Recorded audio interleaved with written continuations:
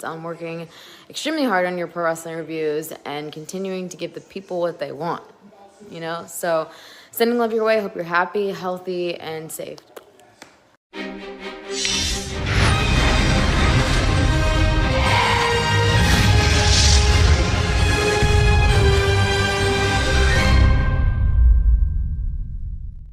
What's going on, you guys? It's the one and only Black Dahlia. I am the cutie with the booty, hottie with the body, thong wearing, chainsaw wielding scream queen, and you're watching Covalent TV.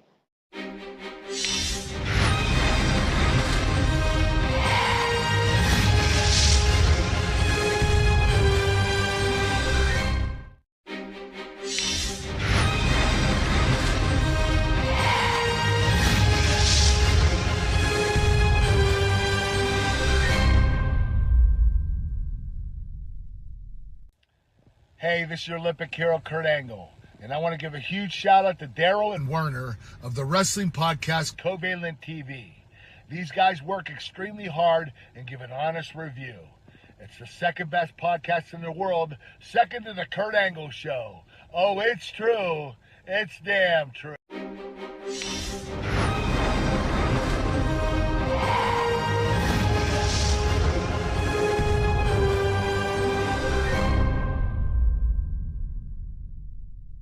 Hey Daryl, hey Warner, this is Thick Mama Pump, Jordan Grace, coming at you through a Snapchat filter because honestly, it's just easier this way for me, for you, and definitely for my self-esteem because I don't feel like putting on makeup right now, and you know how it is. But I heard you guys do a wrestling if I can talk today, podcast called I'm gonna say this right, hopefully. Covalent, fingers crossed, that's how you say it, because I think I would normally pronounce it Covalent, but Covalent Wrestling Podcast. So I hope that is awesome. I hope you guys get, a bazillion views on it or listens or however podcasts work, because everybody does them on Zoom nowadays. But talk to you later. Bye.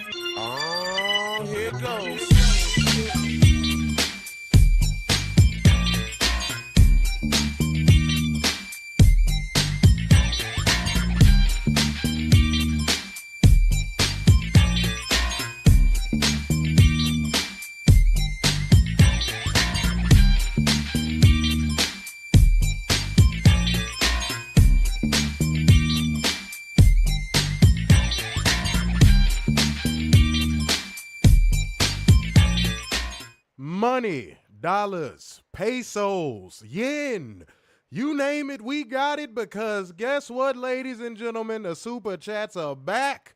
I told y'all it was gonna fucking happen, and I warned every single person, and I warned all of you beautiful truth seekers, but it is Wednesday, so you know what that means. No, I'm trolling, man. Shouts out to Brody Lee, man. We appreciate him. We miss him, all right? So that means welcome to your AEW Dynamite live review. This is your boy, Mr. Starkside. Big Dub. What is going on, ladies and gentlemen? What the fuck is going on? How is everybody doing in the house tonight? Damn, truth seekers. Roll call in the building, man. Roll call early and often because, man, this show is about to be popping. Y'all gonna want to be in this motherfucker, man. God damn, we finally got here, y'all. We at Wednesday, man. I'm about to have my birthday weekend popping off. I'm about to be kicking it heavy. I am relaxed. I am chill. And it is going to be for a multitude of reasons come this weekend. All right, so show your love, show your love, show your love. For Mike Love. No, I'm playing. No, we appreciate every single one of y'all that are in the house tonight rocking out with us here at Covalent TV. Y'all come here for that real talk, that good work, all of that. We provide it.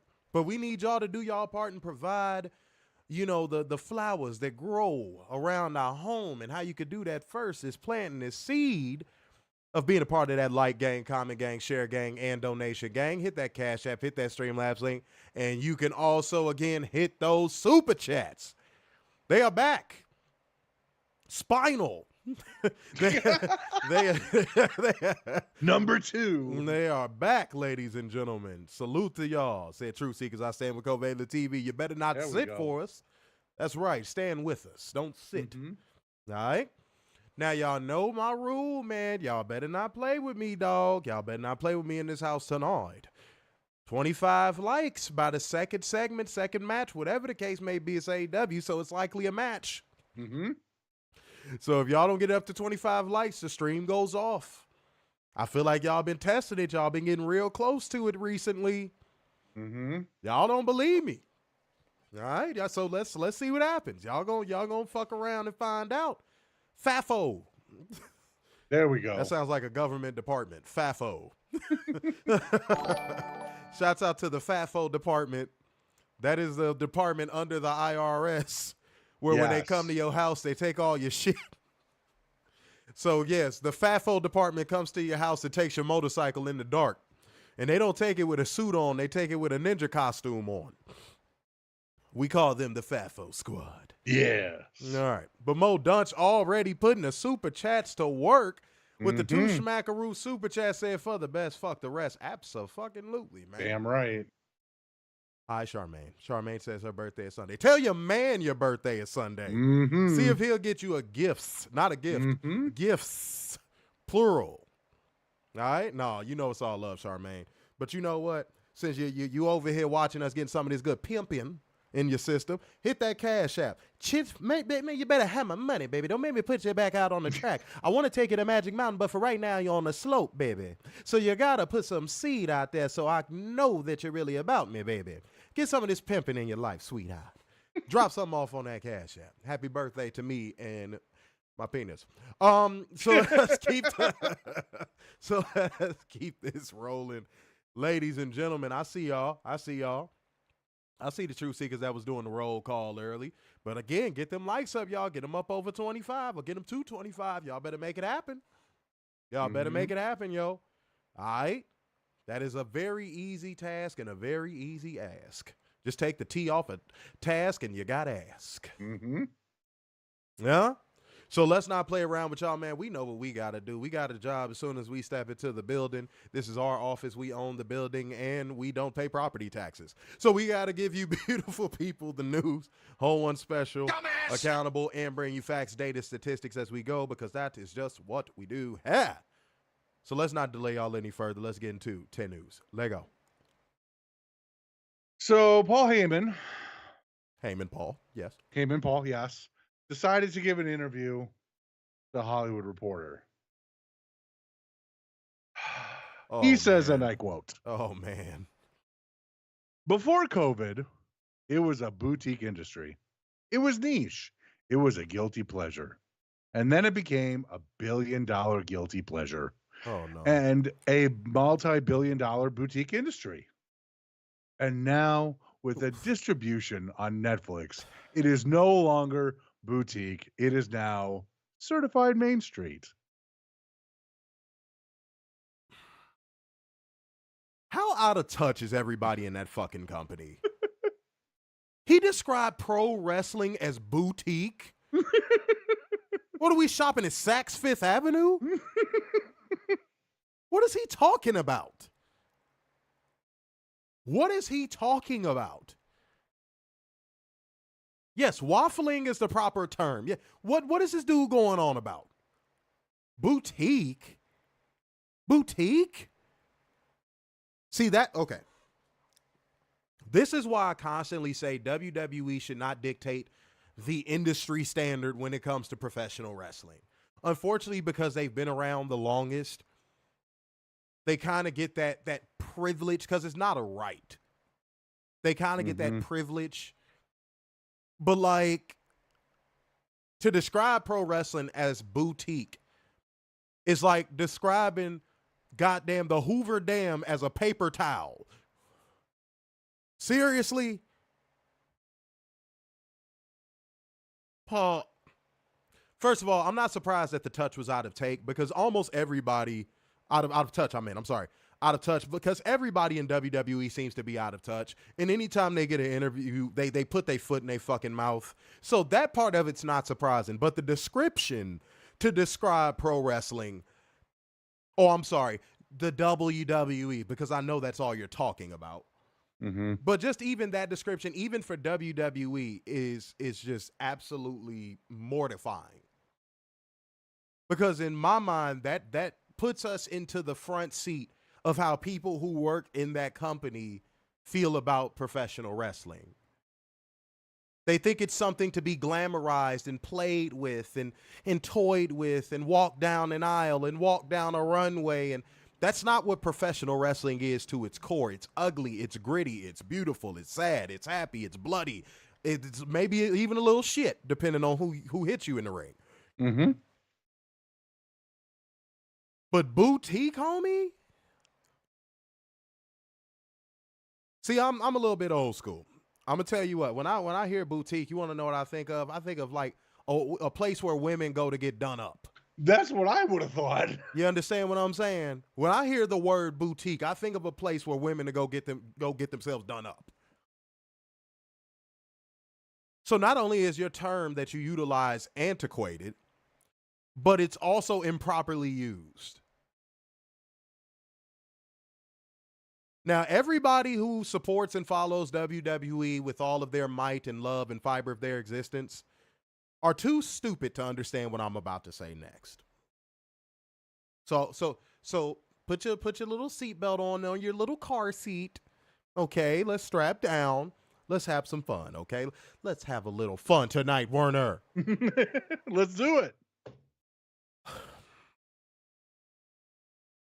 Paul Heyman describing pro wrestling as boutique tells you one gigantic thing that I think all of you drones are going to overlook. He's basically calling the modern WWE fan a pansy. Mm-hmm. Because Paul Heyman was the brainchild behind, I find it hard looking at the stuff that he's done the past 20 years and trying to correlate him being the brainchild of ECW in its, most popular form. It just doesn't seem like a cornball like Paul Heyman could create that type of television. But let's just say he did, right? It's even crazier coming from someone who was the brainchild of the most popular version of ECW to describe pro wrestling as boutique, considering ECW was everything but. That, to me, that makes it even crazier. To me, that takes it to hell levels of bad. But again, he's also calling you pussies without you even noticing it. And that's the reason why I preface by saying you might be too dumb to notice it, because WWE goes out of their way to insult your intelligence because they know you guys are stupid and you don't process the stupidity that they drop off at your front doorstep. You just welcome it into your home, and then like the vampire WWE is, they come into your house and suck your blood. Like the succubus that WWE is, they come take your life and then destroy everything that follows your life. And y'all are perfectly fine with that. So Paul Heyman describing a product that you enjoy and you consume as boutique, I bet y'all won't even take insult to it.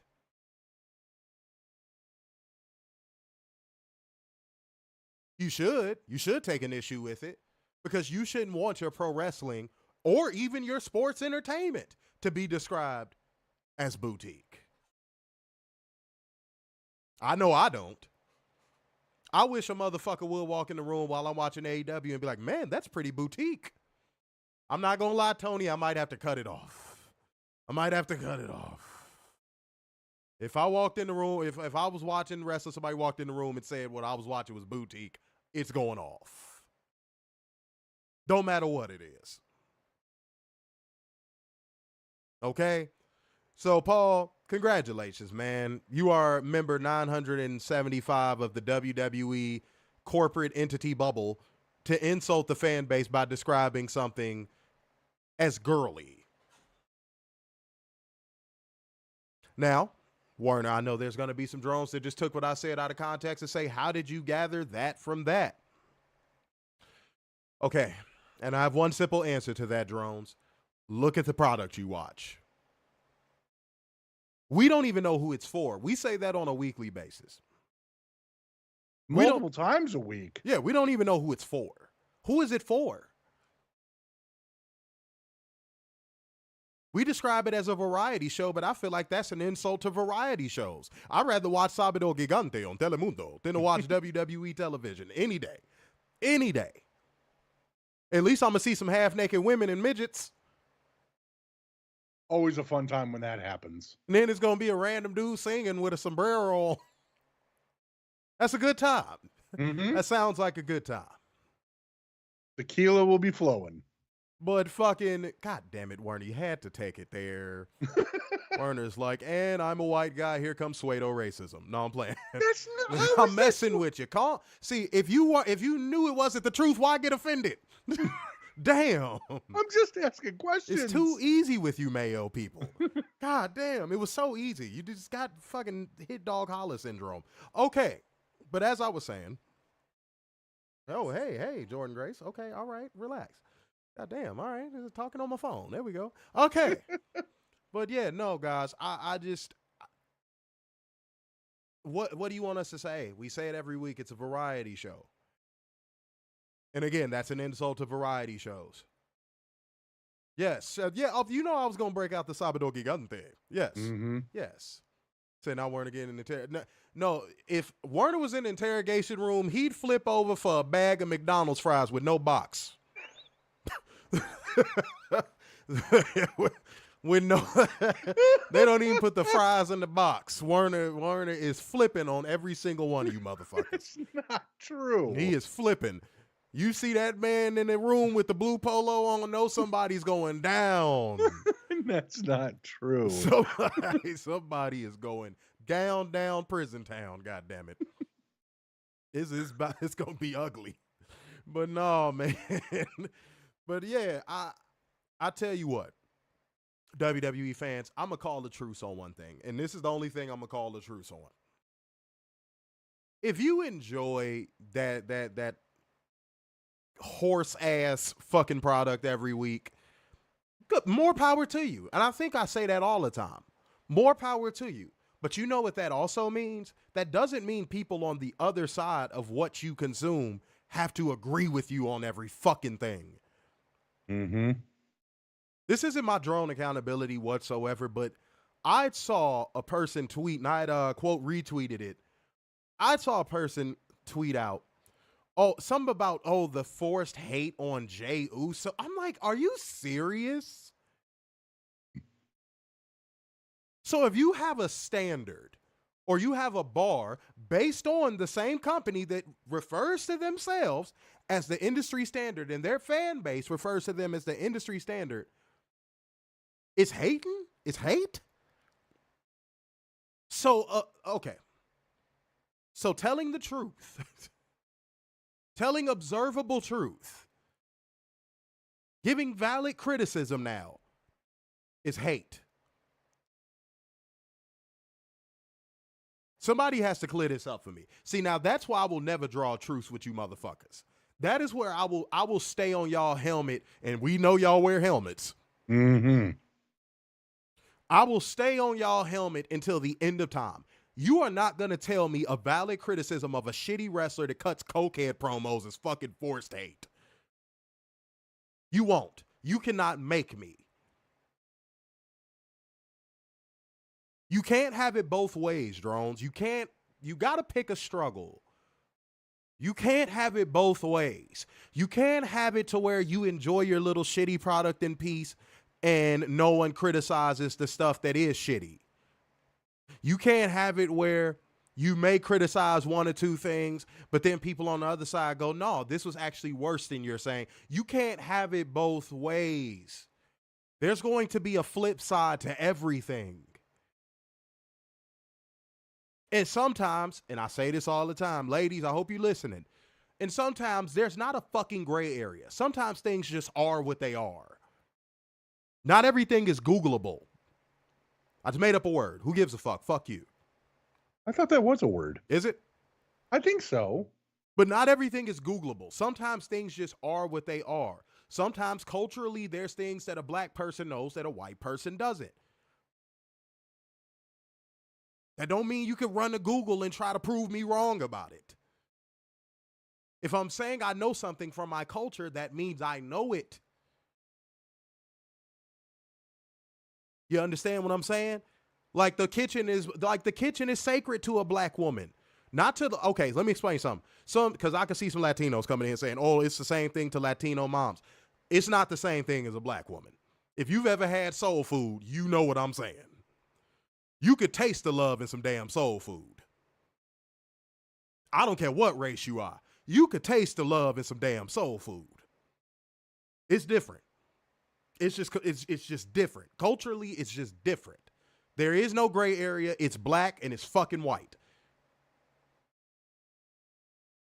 So drones, you cannot have it both ways. There's going to be black. There's going to be white. There is no gray area with the WWE product. You know why? Because they don't allow for it, because they're media figures, and all of the people that they send out here to do interviews in their compromised media tells you it's the industry standard. So that means you're on one side. Just by definition, that means you're on one side. If your narratives are constantly being controlled, does that leave room for a gray area? If you're keeping up, the answer is no. If I say everything is great about having sex with a long-haired, thick-ass Latino woman, that's pretty definitive. That means I'm on one side. That's not a gray area. I made it very clear. And that is the shit, by the way. Don't get me wrong. Mm-hmm. I just want to put that out there. That is the shit. Having sex with a slim, thick black woman with beautiful skin. That's the shit. See, but that's a definitive statement. It's on one side. You know what I don't say? I love sex with all women. You know why? Because that also includes trans women. Right. And cancellation. Right. But Werner, you see what I'm saying, right? No, I agree. There is no gray area on my preference, bro. So if WWE is the only thing you motherfuckers prefer, keep it like that. Say that. Because your media representatives, your talent representatives that are on the WWE bubble side of the game say it. So why don't you? But you also have to acknowledge that there's going to be people on the other side that don't subscribe to everything that is on yours. You know that, right? Grow the fuck up. Somebody having a fucking opinion about Jey Uso is not the end of the goddamn world. Or any other wrestler in WWE. Like, dude, you're not gonna all lives matter me into liking fucking Jey Uso. It's not gonna happen. It's not gonna work. I'm cooking right now. Let's be real. No. I agree. It's just funny how it's said like that. You're not finna make me, bro. I don't care who you are. You're not about to fucking make me.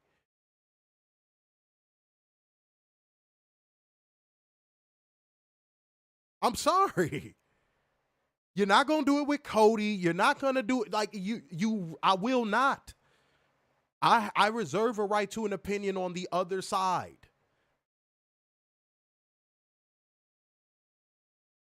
There's millions of other people that reserve the rights to have opinions on the other side.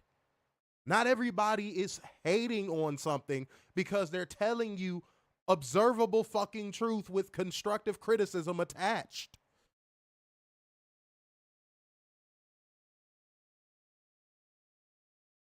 God damn, if I got a house with a 2-car garage, does that mean I hate houses that don't have garages? You see how dumb that sounds? You can have a beautiful home without a garage. even though I prefer garage. But that, again, see how I just drew a line? That's something I prefer.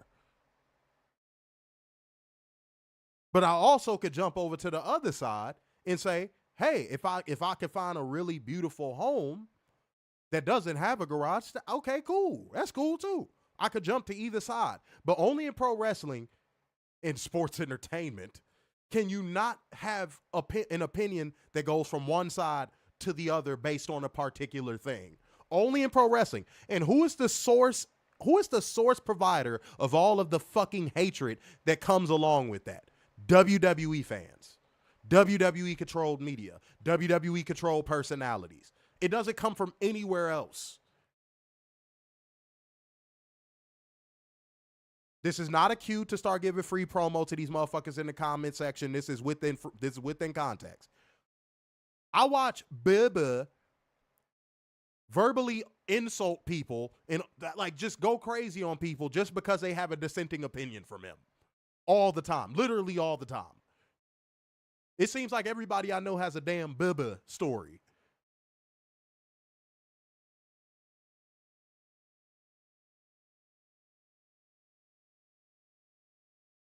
So look at that. Drones, look at that. He picked a side. Yeah, Frank Murdoch, I saw that bullshit. It's funny how that big racist, bumbling, wrinkle-headed fuck only has smoke for black people like that. I noticed that. Like, y'all, I peep everything. Now, don't get me wrong. Travis Scott is a fucking dickhead.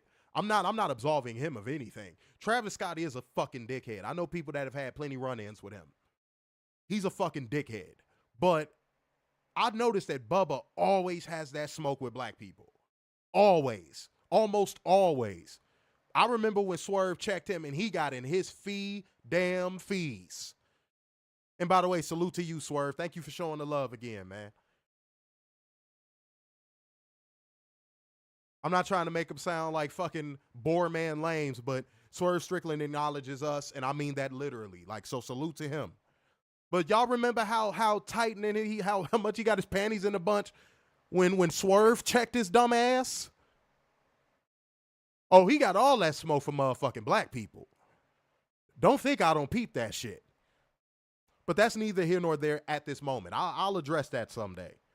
He got one more black person to do that to, and I'm a check his ass. And I'm going to tag him in it. You got my word. And I'm going to tag him in it.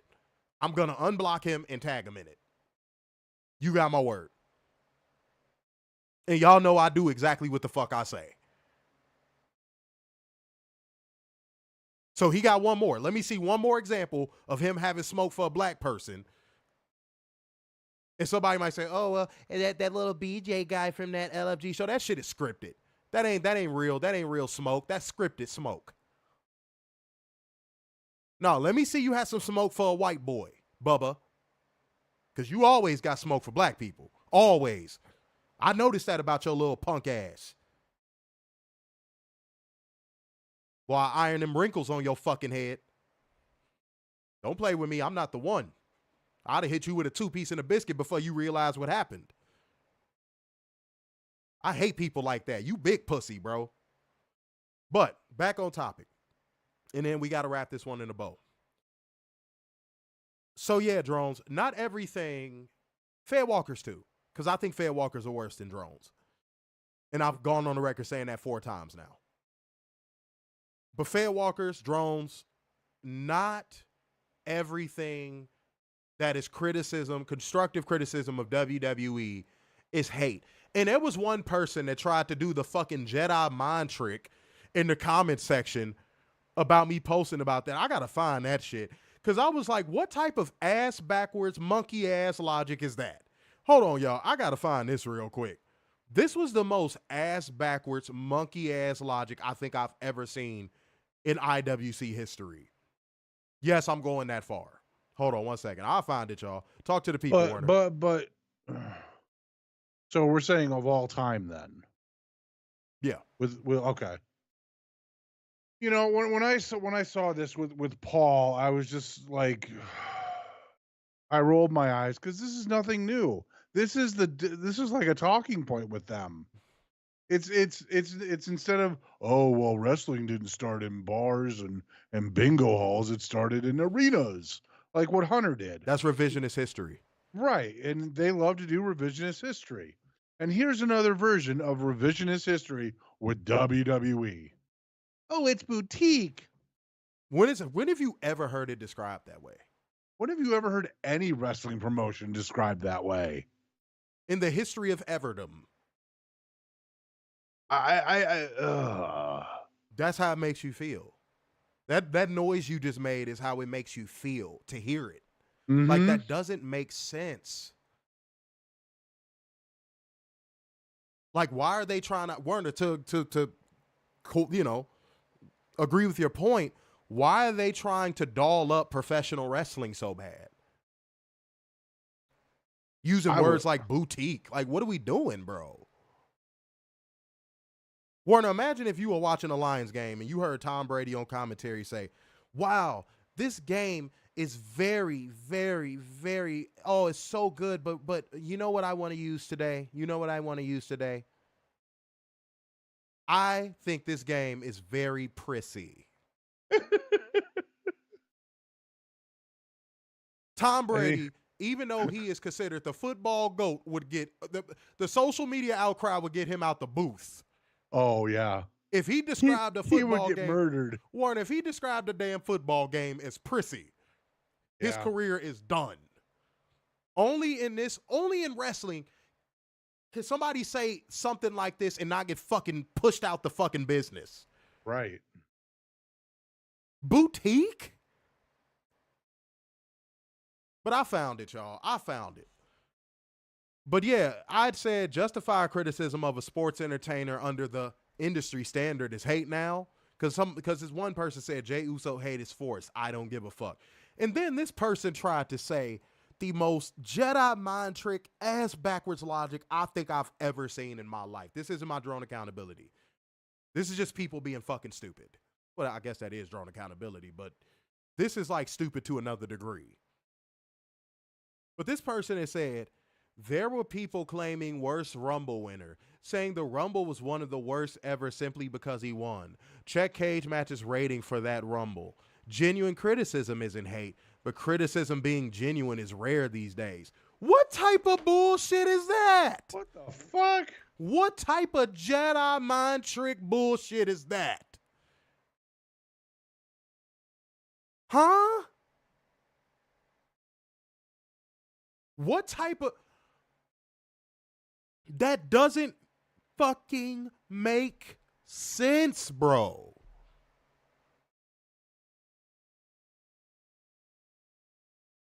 Just say you're a drone. Just say you're a Jey Uso fan. Right.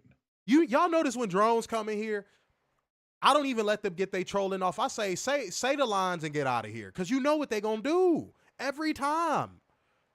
Here comes the ratings and attendance talk. Come in here and repeat everything your fellow drones say and just leave, please. Because y'all never debate in good fucking faith.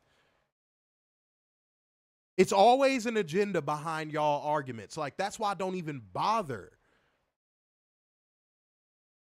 The last person I bothered with was that person in the other stream. And that was only because I thought for a second they were actually going to debate. But once I realized that, oh, they're utilizing borrowed talking points, y'all notice I just disengaged. Because I guarantee you the person that was saying that doesn't even watch our show consistently enough to see us criticize AEW. Talk about some why you guys only seem to have smoke and disdain towards WWE, but AEW. I'm like, dude, you just say you don't watch our shit. Mm-hmm. Be real and just say you don't watch our shit. And if you do watch it, it's a WWE review. Because we criticize AEW all the time. We're going to criticize them tonight. Right. You got to cut that shit out, dude. Come on, man. C-Can, I'm going to keep it a buck, bro. I'll get to you in a second because I'm not like, it seems like you're one of those people that you'll get into a debate with somebody with no intent of changing your argument if they prove you wrong. Let me know if I need to say it again. Appreciate you being here, but you seem like one of those people that even with a good faith debate, you go into it with this, I'm not going to be wrong. So like, you can't change my mind. I'm just going to get my shit off. Basically, you're kind of like the people I'm describing right now. You're only saying that circumstantial as of right now. You're only saying that because the spotlight is on you. But dude, we've had like 3 debates with you where we presented you with facts and evidence and, you know, valid criticism, and you still didn't change your argument. Everybody in the comment section and the truth seekers can validate that, bro. So it feels like a waste of time debating with you, because you don't go into debates with the thought process of, if they make some solid points, I'll change my argument. And to me, that is the foundation of a debate. I wasn't no nerd in high school. I got a lot of bitches. I was on all the athletic teams and all that stuff, but I was also on debate team, bro. Like, I really know how to debate people. I've even called Werner slipping more than a few times. Mm-hmm. Trust me, bro. I really do this. So, like, nah, man, we appreciate you, but, bro, I'm not getting into no debates with you no more, because I see the type of person you are when it comes to debating. Now, if we made a solid point and you were like, oh, yeah, man, I see that, man, I concede, I would be more willing to debate with you in good faith, but you don't do that. You keep going and keep going and keep going and keep going and keep going and keep going. Then you disappear for about 45 minutes. Then you come back and you keep going and you keep going and you keep going and you keep going. I'm only putting you on Front Street because I wouldn't even be putting you on Front Street if I haven't seen this happen like 4 times at this point.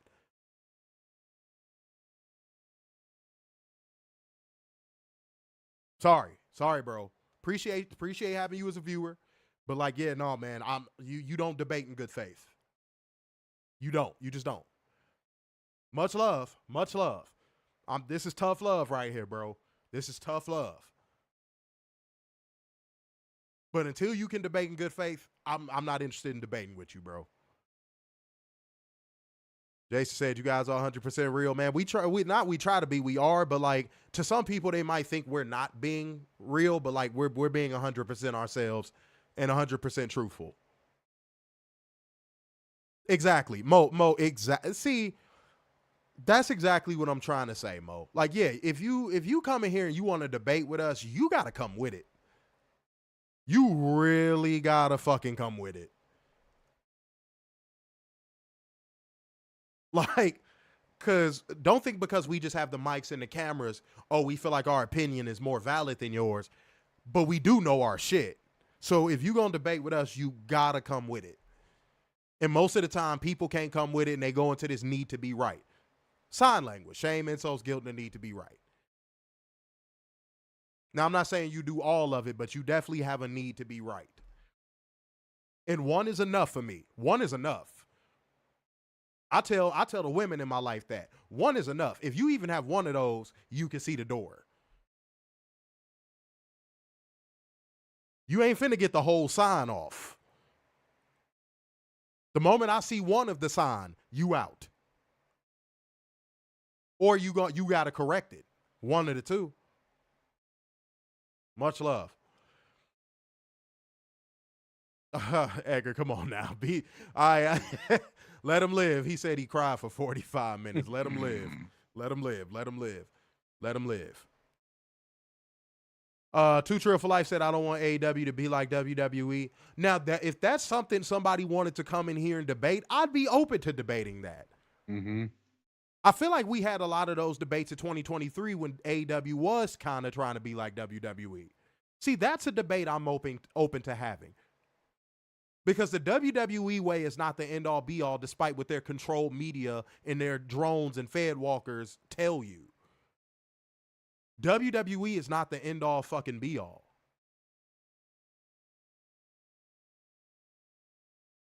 That's something we've been saying since year one.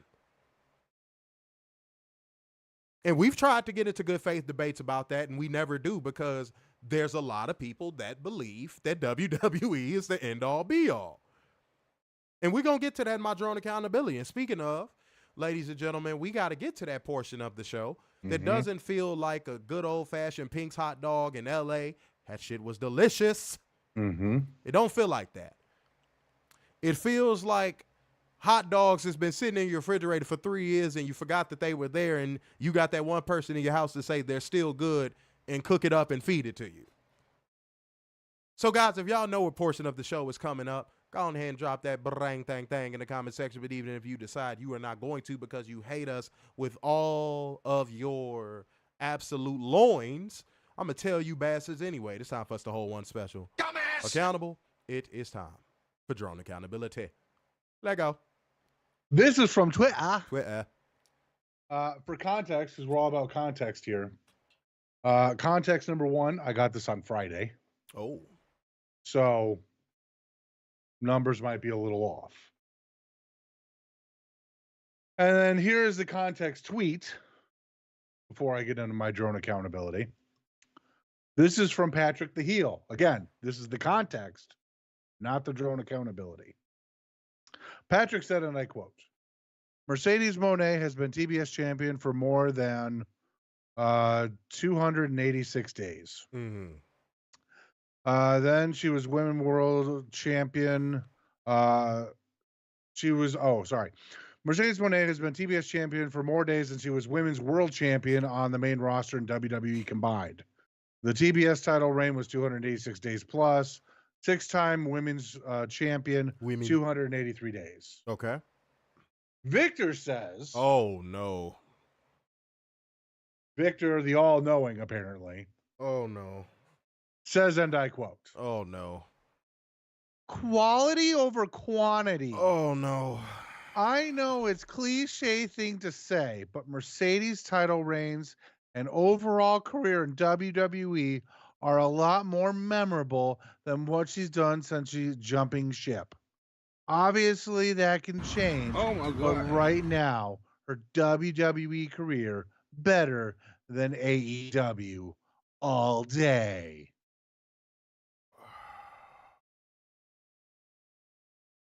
Try it.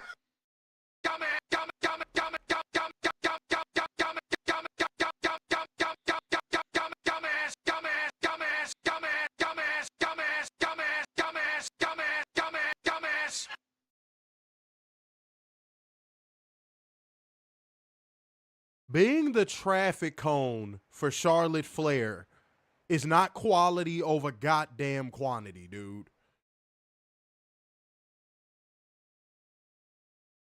And Mercedes coming to AEW really exposed the Fed Walker side of some AEW fans. Well, I use that term very loosely. It was like Mercedes going to AEW brought out the Fed Walkers. You want to know how I know? I gave y'all evidence of like a in the building account of how many Fed Walkers were trolling during Mercedes Moné's match at Revolution. Sasha, we don't care. Dude, I did not, and I said it, I didn't know LA had such a big Fed Walker population. Jesus flipping Christ. It was Fed Walkers fucking everywhere. It was disgusting. I wanted to take a shower after I left that building from being around all those fucking Fed Walkers. If Mercedes' presence in AEW bothers you so fucking much, right? I'm going to give you a little tip. Just don't watch your shit. Oh, I got another option. If you say, oh, I don't watch it. Okay, cool. Then there's filters on every social media platform to block out specific words. Block out Mercedes Moné on your filters. Oh, that's right. You won't, because deep down inside, you really like her. You're only just sad because she left your WWE bubble. Mm-hmm. I love when people do this. This is something I used to say even before we did the show. I love when people will come underneath something that they claim they don't care about or they don't like or they don't watch and put a comment saying, I don't care. I don't like this. I don't watch. Because, guys, I'm going to tell you something right now. Now, don't get me wrong. Look, Ray Schremer said it best. I ain't got no type. Bad bitches is the only thing that I like. But I'm going to tell you what. I do not have a preference for Indian women, and Indian women don't have a preference for me as a black man. They just don't. That's the racial dynamic. They just don't. But I ain't gonna lie. Now, if a badass Indian woman wanted to then I'm going. Don't get me wrong. Because I love bad bitches of any type. But, like, that's not my preference. You're not going to see me go on my personal social media page and be like, you want to know what I don't like?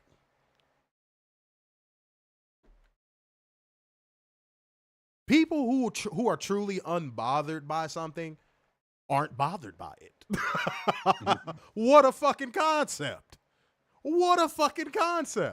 But y'all are so bothered. Just even seeing a picture of Mercedes get y'all in a fucking tizzy because y'all know WWE fumbled her. But instead of saying WWE fumbled her, y'all don't want to go against y'all almighty fucking monopoly and say that. So you project all of this fucking latent daddy issues onto her.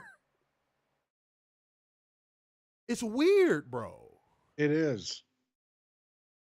Can y'all cut that shit out? Y'all make everybody's feed worse when y'all do that shit. And I love Mercedes calling that shit out whenever she goes live. When somebody's like, come back to WWE, she's like, why? I love that. Why, so I can lose to Charlotte again? Dude, no, I'm good. Oh, if she could say that, I know she would. But like, no, dude, I posted a clip of that on our Facebook page one time because I thought that shit was so funny. Because I'm like, thank you for saying what's on your mind. And it seems like every wrestler outside of that fucking monopoly can say what's on their mind. To some people, it's much to their downfall. But to a person like Mercedes, it's good because you could tell she actually had a disdain for that shitty ass fan base. Mm-hmm. Warner, you can just feel it coming off of her. Whenever somebody mentions like WWE, you could just feel just her spirit go down. You can feel it. Now, maybe y'all can't feel energies, but I can. And whenever somebody brings up WWE around her, she's just like, oh my God, give me a fucking knife. So come on, man. Y'all got to stop, bro. If you don't care about something, you don't care about it. If you don't care for something, you just don't care for it. But coming under every post that this person is involved in, oh, I don't care about Mercedes Moné. She was better at WWE anyway. First of all, saying you don't like her, but then saying she was better off in WWE makes zero fucking sense. Pick a struggle. Which one is it? Which one is it? Which one is it? Is she good or is she not good? Because they will say that in the same breath. Oh, she was good in WWE. She's not good in AEW. It's the same person. So is she good or is she not? And then once you hit them with that, that's when they go to sign language. Because now that you've just destroyed their what they consider logic, mm-hmm. they just fracture. That's all they do. Lobo Zozo said it's annoying when drones ask her about WWE. I'm still proud of her standing up for herself and leaving when she did. And yeah, and if I'm Mercedes, I ain't gonna lie, I just burn this bridge. The next time somebody brings up WWE like in a prominent like convention or something like that, I know they're the best of friends, but I almost dare her to say, why? So I can end up like Naomi? Mm-hmm. Mercedes, I'm gonna be honest, beloved. I think you should burn that bridge. I'm just going to keep it a buck. I know it's hashtag girl power and all that bullshit going on these days, right? But like, burn that bridge. It's a useless bridge. She benefited more from your clout than you did from hers. Cut her off. You know why? Because that'll be the only way she'll realize that her head is under the water. That'll be the only way Naomi will realize her head is underwater. And that she has to swim on her own. But as long as she has some type of tether and connection to you, she's always going to have some type of clout. Toto, I just gave a very valid opinion and reason why. You probably need to rewind and listen. I encourage people not to be reactionary. Listen to what I said again. That's another rule. Whenever you come in our show, if you are reactionary, cut our show off. Cut our show off. If you don't have the ability to process information quickly, cut our show off. Cut it off. This is not the show for you. Cut it off. Cut it off. Because everything me and Werner going to say is going to go over your head. If you cannot process dissenting opinions, this is not the show for you. Said you can't give drones logic. They don't know the word. Yeah, no, I obviously know that. Said Mercedes is great, but her microphone work is not. Mercedes won't burn that bridge. She's got friends over there. Said, I can see Mercedes come back to WWE in 10 years. See, it's literally happening right now. What I just said is happening right now. Case in fucking point. Who cares if you have friends in one company? Now, Cooper, what if she doesn't?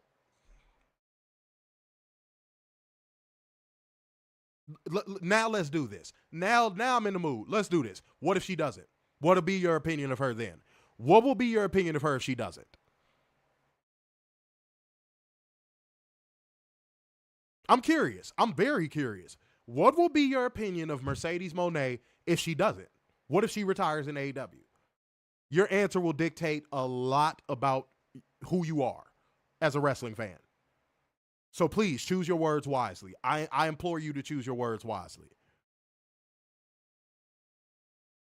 I'm not gonna put words in your mouth. I'm gonna let you put the sock in your own mouth, homie. I'm not gonna do nothing. Choose your next words wisely, Cooper. Xavier Jones sees where this is going. He sees where this is going. Bo said Mercedes already said she wants to retire in AEW. No, let Cooper answer. Let Cooper answer. Mm-hmm. Y'all want me to put somebody on the grill tonight? Okay, cool. Here we are. Let's do it.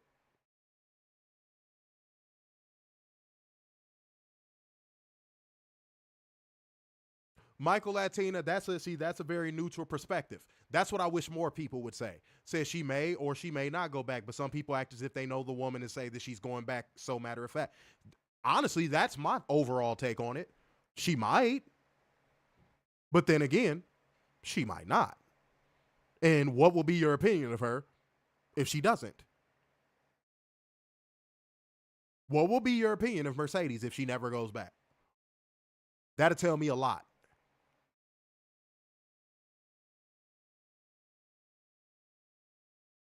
Okay.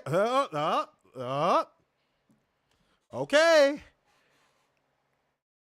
Werner, Cooper, I appreciate you, man. I feel like you only gave that answer because I put you on the spotlight, bro.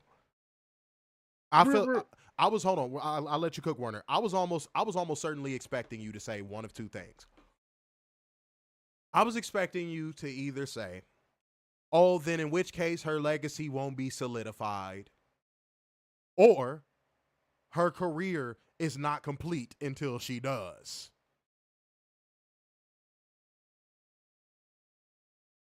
So I'm glad you chose your words wisely. Yeah, he did avoid the question, but that's okay. He chose his words very wisely because I think he knew the bear trap he was about to fall into. But go ahead, Werner. Go ahead. So, and I said this real quick, but like, who cares who works for which company? Like, if you're friends with somebody, it shouldn't matter what company you work for. And I'm all for Mercedes burning the bridge because then it really shows who your friends are. Period. That's what I'm saying, bro. Like, like hypothetically, if Daryl and I were in AEW and WWE and one of us burned the bridge to the other. That's that. Yeah. That's that. That's that. Place of work should not dictate friendship. And that is and like I just said a second ago, I even gave it from a business perspective. There is no tangible benefit to Mercedes keeping Naomi as a friend. It is not a mutually beneficial relationship. Now, somebody might say, oh, are you one of those people that feels like relationships in your life need to be beneficial? Yes. Mm-hmm. Yes. Absolutely, I do. Yes, I am one of those people. I am one of those people. If you are serving no purpose in my life, why would I keep you around? If you're not helping me advance or we're breaking bread together, why would I keep you around? I think it was, who is it I saw a while ago say, like, that's the problem with today's industry is too many people just trying to be friends. Everybody's too fucking friendly. Everybody wants to be friend, girl power, friend. And then when it's time to break some bread, they divide it. That's what I'm saying, Xavier. You get it, bro. Strength in numbers. But it has to be strength. There is no strength in Mercedes maintaining a relationship with Naomi. There's none. There's none. Naomi gets all of the benefit by having her name tethered to Mercedes. So now if Naomi leaves that company for any reason, guess who she's going to get a job on the name of? Mercedes. Do you think Naomi gets that TNA call if she wasn't side by side with Mercedes? Nope. Let's be real. Let's actually be real for 1 second. Does anybody think she gets that TNA call if she's not friends with Mercedes? If TNA didn't think that they could possibly get Mercedes too?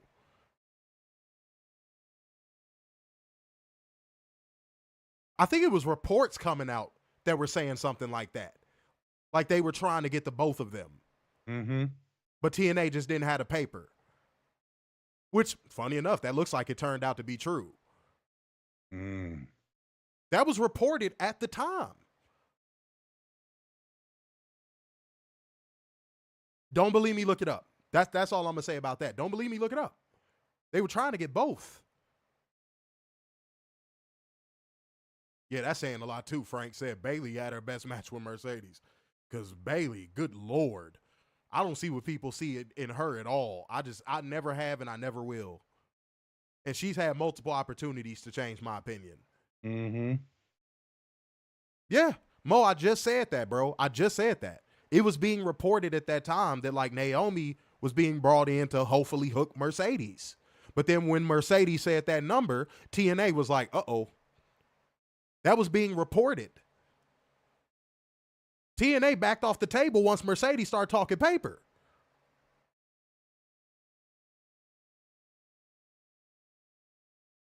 Said people only see one thing with Bayley, and that's why they like her.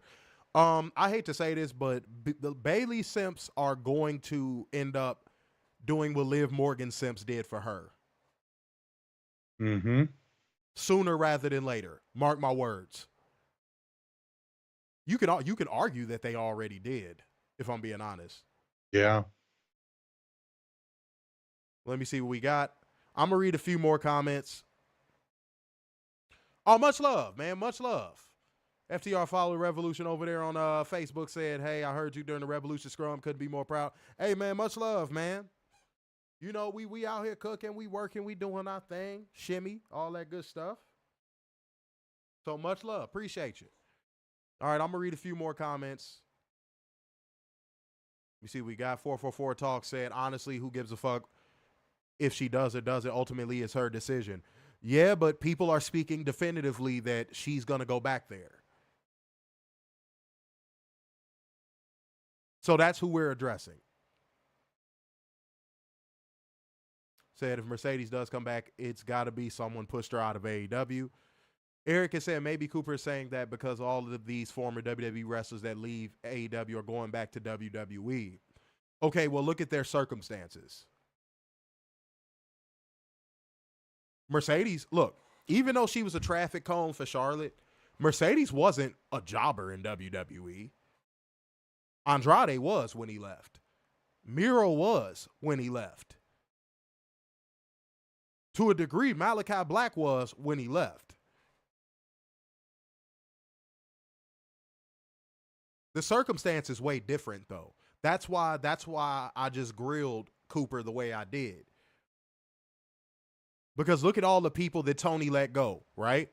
These are all people that either had a motive or they were mad because they weren't getting the post-WWE push that they hoped for. Boo-hoo. Miro's still a bitch, by the way. Mm-hmm. Okay. Big Vomit said Bailey wrestles like she's in quicksand. Facts plus tax. The TNA had no use for Naomi once they lost out on Mercedes. Facts plus tax. Thank you. Thank you. Said Mercedes was only shit once she left WWE, but loved her when she was there. Miguel said, I remember Mercedes recently said she wants to go forward, not go back. That's why she chose AEW, and look at her now. Cooper said Ricky Starks is already an afterthought on NXT. So at least you can acknowledge that, Cooper. At least you can acknowledge that. You want me to tell you what is happening, Cooper, and I hope this changes your opinion and it changes your argument. If anything, what we're watching happening in front of us is look at all of the loose cannons Tony let go. They're going over to WWE to get nothing. You got Ethan Page calling Ricky Saints a fucking outsider. The new narrative is going to become WWE is fumbling ex-AEW guys real soon. That narrative is coming soon. The media, the controlled media is not going to be able to stop that, bro, because I already see it happening. You can slowly start to see it with Punk. And Mo, yeah, thank you. That's what I was trying to tell Cooper. I wasn't trying to like beat him up. I was trying to tell him everything we're saying is playing out in front of you. Our evidence is everything that's happening in front of you. What reason does Mercedes have to go back? Really? What reason does she have to go back? Werner's the king of saying there's nothing there for this person. I'm going to say it now. There's nothing there for her. Why? So she could go back to being a fucking traffic cone for Charlotte? Why? And if you don't get that reference when I say traffic cone, guys, that means for Charlotte to constantly go around her. That's more of an NFL term used for an offensive lineman. They either say traffic cone or turnstile. Why? Why would she do that? Now, I'm not the one to make the decisions on her career, but like realistically, why would she do that? Just from a logical standpoint. Uber said WWE already fumbled Penta. Yeah, but we told y'all that was going to happen. We told y'all that was going to happen. Because WWE doesn't know how to book luchadors if their name isn't Rey Mysterio. And Rey Mysterio takes a lot of shit booking. And hell, that Rey Mysterio thing might disappear soon because they just had him fucking lose to the ice cold old day. Mm-hmm. Oh, yeah, Lexus King. Yeah, dude. All of these ex-AEW cast-offs are getting destroyed right now. They all have one common thread. Talk about it. I mean, that thread is everyone is Cody's best friend. Yeah, attached to the Codyverse. Mm-hmm. That's what I used to call it. Back when these rumors first started up that like Ricky was going to leave, Jay was going to leave, I said, okay, cool. They're going to enter the Codyverse and they're going to leave out on the other side worse than when they came. Mm-hmm. I said that when the Jay Cargill rumors started. I was like, good luck. Only person who didn't leave was Lee Johnson, and that was a shocker. Yeah.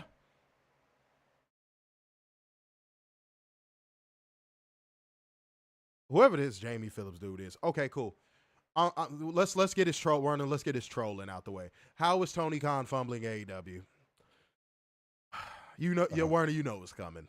Before we pack you up, just get your trolling out. Just get your troll material out. We know what you're about to say. Y'all don't have an original talking point if y'all life's dependent on it. Get it out the way. Please, just get your trolling out the way. Just get it out the way. We know it's coming, bro. Just do it. It's never original. Just get it out the way. God damn, man. Y'all don't got nothing original to say. Toto said, well, burn that bridge, stop her from getting that bread. If she did go back, I don't know, maybe CM Punk defeats that point. Okay, so you just answered your own question. Boom, there you go. You just answered your own question. Toto, you just answered your own question. See how when we put that good work out there and we talk to y'all kind of put y'all own logic together based off of what we say, and you come to a conclusion. That's what a show is supposed to do. Toto, you just did it in real time. She needs to just burn that bridge. Like, there's no benefit of her attaching herself to Naomi. None. Mm-mm. Or Bailey. Yeah, any of the horsewomen. Or Tamina. Mercedes needs a new crop of friends that are going to elevate. I mean, look at all of Cody's kids. Are all of Cody, all the people who enter the Codyverse benefiting from Cody right now? Say it with me, class. No. No, no, no, no, no, no, no. They're not. No, when Naomi inevitably gets fucked over and pushed out of the company again, I don't want her to have the ability to pick up the phone and call Mercedes and be like, "Hey, girl, y'all got a job for me over there?" No. No. No, I gotta let go again. No, no, no, no. No. And I said, and to be fair, I said Tony Khan should do the same thing to Jade Cargill when she comes calling. Nah, baby, I gave you the world, and you still left. Nah.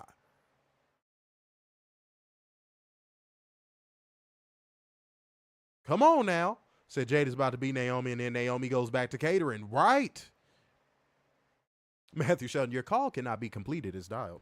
All right, guys, it's time for me to hold one special. Dumbass. Accountable. The show's running a little bit long tonight, but y'all don't care, man. Y'all enjoy these shows, I hope. So, salute to y'all for being in here, man. Like gang, comment gang, share gang, and donation gang. Super chats are back, but still hit that Streamlabs link. Hit that Cash App. Show your boys some love, man. We appreciate y'all. Anybody who is in here rocking out with us right now, that means you rock with us heavy. Shouts out to all the truth seekers. Oh, Fuego just got in from the show. Hold on, no skipping ahead, though. I know you're excited, but no skipping ahead. Hold on, there you go. Appreciate you, though. Appreciate you. But yeah, man, we rocking out, man. You got to be playback gang because we talked about a lot of good stuff, man. We've been unpacking a lot of shit. Leroy said Mercedes isn't that cold-hearted. Leroy, I'm explaining something to you, man. When you want to elevate in business, you got to be. Mm-hmm. You got to be. I've never said this on camera, and Werner will tell you. I told him to his fucking face. Well, his digital face, but I told him to his digital face. Werner, if you don't elevate, bro, I got to move on to this show without you. Mm-hmm. Does that sound cold-hearted? Sure. Of course it does. But I'm sure Werner understands that. You know why? Because we got so many eyes on this show. Professional eyes. Celebrities. We got eyes on this motherfucking show, bro. So if somebody's not stepping their game up or not benefiting the purpose, the overall purpose, they got to go. Werner would still be my homie. Mm-hmm. But, that's just what it is. Did he take it personal? No. Oh, Fuego. I keep forgetting you watch over there on the Twitch, man. Yeah, subscribe to our YouTube, bro.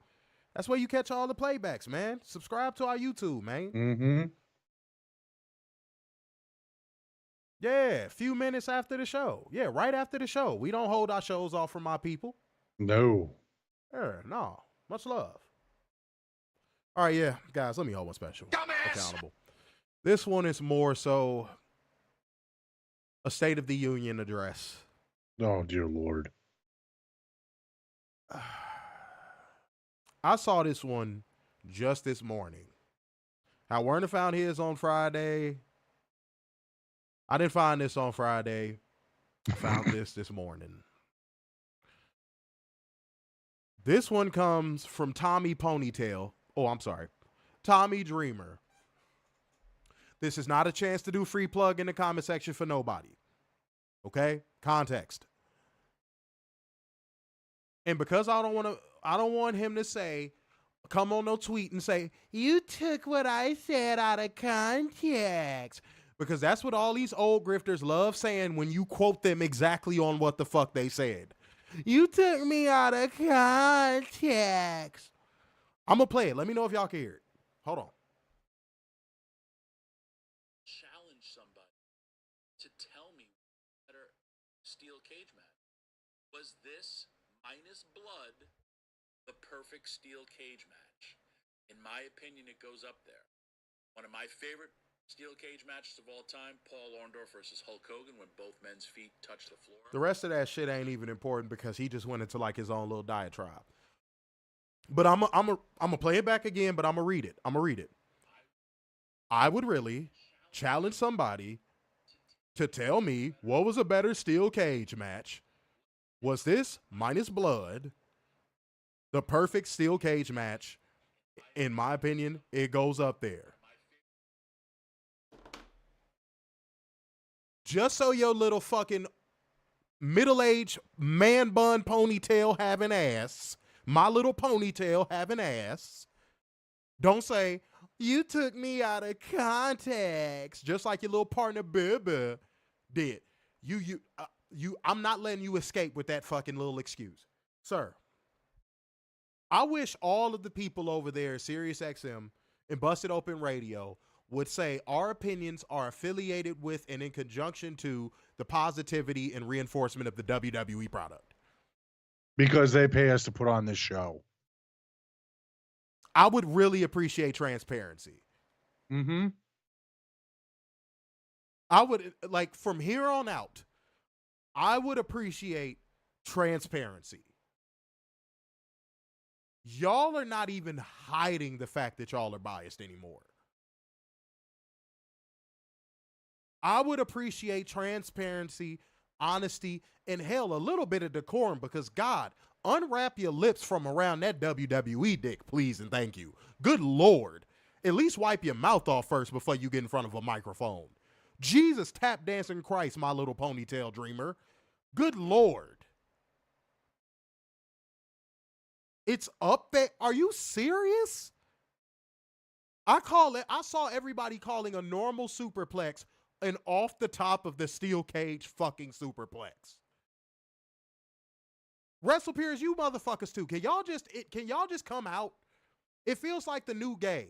Can y'all just come out? And before anybody tries to cancel us, that's not a disrespect to the gay community. I'm saying that because there was a time in this country where gay people couldn't really be themselves.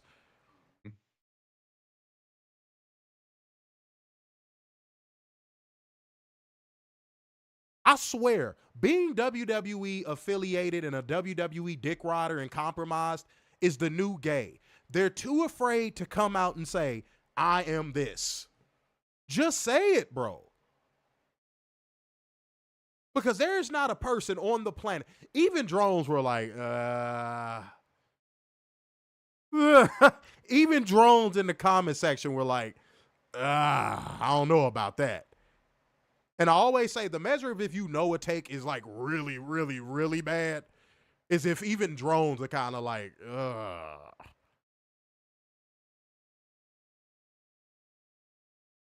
Just say where your allegiance lies. So that way people know what to avoid. But that is the exact reason why y'all don't say where y'all allegiance lies. Because y'all know y'all will be avoided if you do. But man, just for the sake of fucking integrity and preserving whatever is left of your legacy, just fucking say it, bro. There's not a person a week from now, hell, there's not even a person this week that is going to say that that is up there as one of the greatest steel cage matches of all time. It wasn't even the greatest steel cage match of this week, homie. Y'all just making shit up. And I saw your little blubbering, racist, wrinkle-headed buddy agreed with you and co-signed that shit. Oh, we got a fair walker. Jamie, I knew it. Dude, just get it out your system. Ratings, attendance, of Madison Square Garden, fucking, just get it out. Just please get it out.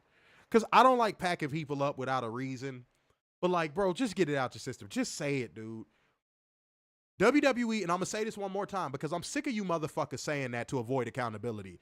WWE and their fans call it the industry standard. So if nobody is comparing anything to an industry standard, is it truly the standard, yes or no? No. Y'all got to pick a fucking struggle, dog. Y'all really got to pick y'all fair walkers got to pick a struggle, dude.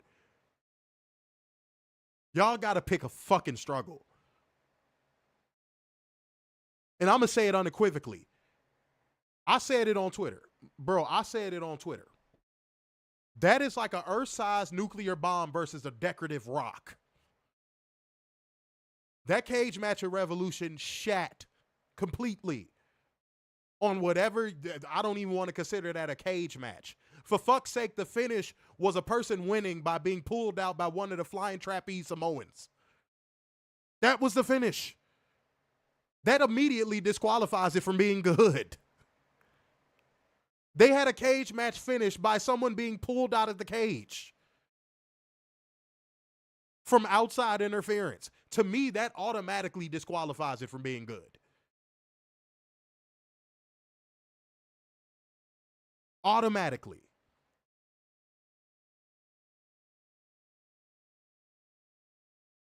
Right, and if that's the case, you know what, Jamie? I'll play ball. What was so good about the cage match on Raw? I'll play ball. Warner, let's play ball again. Okay. What was so good about the cage match on Raw? Your favorite cage match is Brett and Owen at SummerSlam, and you thought that cage match on Monday was... Oh my God.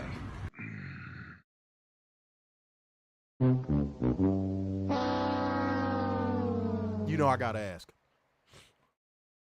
How old are you?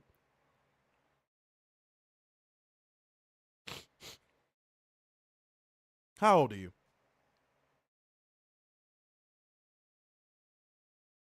Seriously. Because there's no way. You're 43. There's no way. That shit was so bad it got my nose running. There's no way. I'm talking directly to you. There's no way you have a standard of Brett and Owen at SummerSlam in a cage match, and in the same breath say that CM Punk Seth Rollins cage match was good. There's no way. There's no way.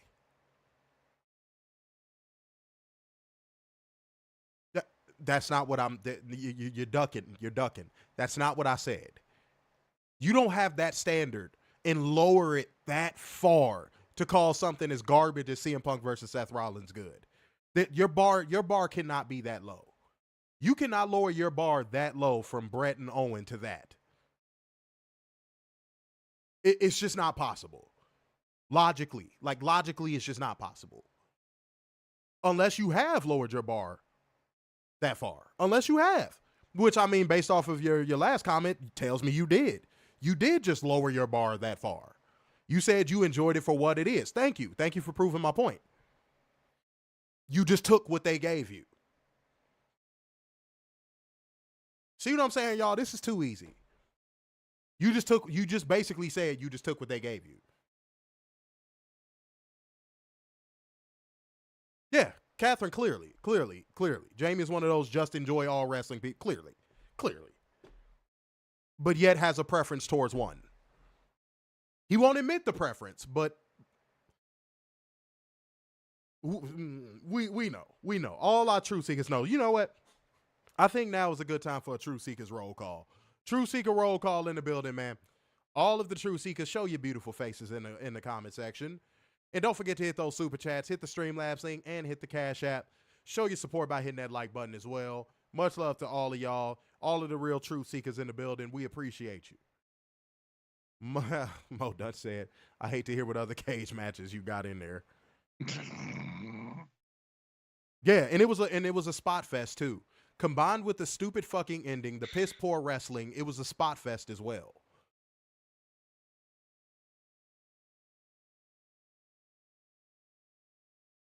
I see you. Shouts out to all the Truth Seekers. Keep it rolling. I see y'all. Don't worry. You know, CTE is a real thing. What are you saying that based off of? What the fuck? Tommy Dreamer. That's CTE is a real thing, and Tommy's brain needs to be analyzed after he dies. What does that stand for? Critical Tommy enema? Well, God after what damn. he said, I mean, why not? Let's go with that. Just please, can y'all come out so people know what to avoid? Mm-hmm. Yeah, pig vomit. Thank you. The truth will set you free. Please, please. It's not that hard. Please, bro. But let's not forget, he has a contract to only do Sirius XM Busted Open Radio. He can't give interviews to anybody. So C-Can didn't see the Revolution Cage match. C-Can, if you watch that Revolution Cage match and you come back on this show and still think the CM Punk Seth Rollins one was better, I think you might need to pack yourself up away from my show, bro. Because it's just no way. Objectively, there's just no way. Just even objectively, there's no way.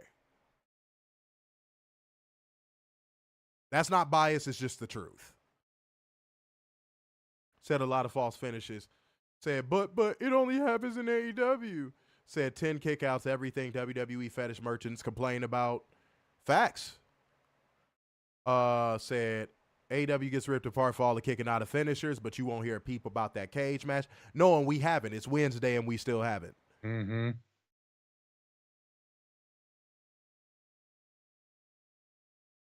Let's just keep it a buck. Say, I grew up a WWE guy because I live in the UK. Okay, shouts out to the UK. Shouts out to our international viewers. Said in the late 80s, early 90s, so we only... Okay, so, I wish you would have led with that.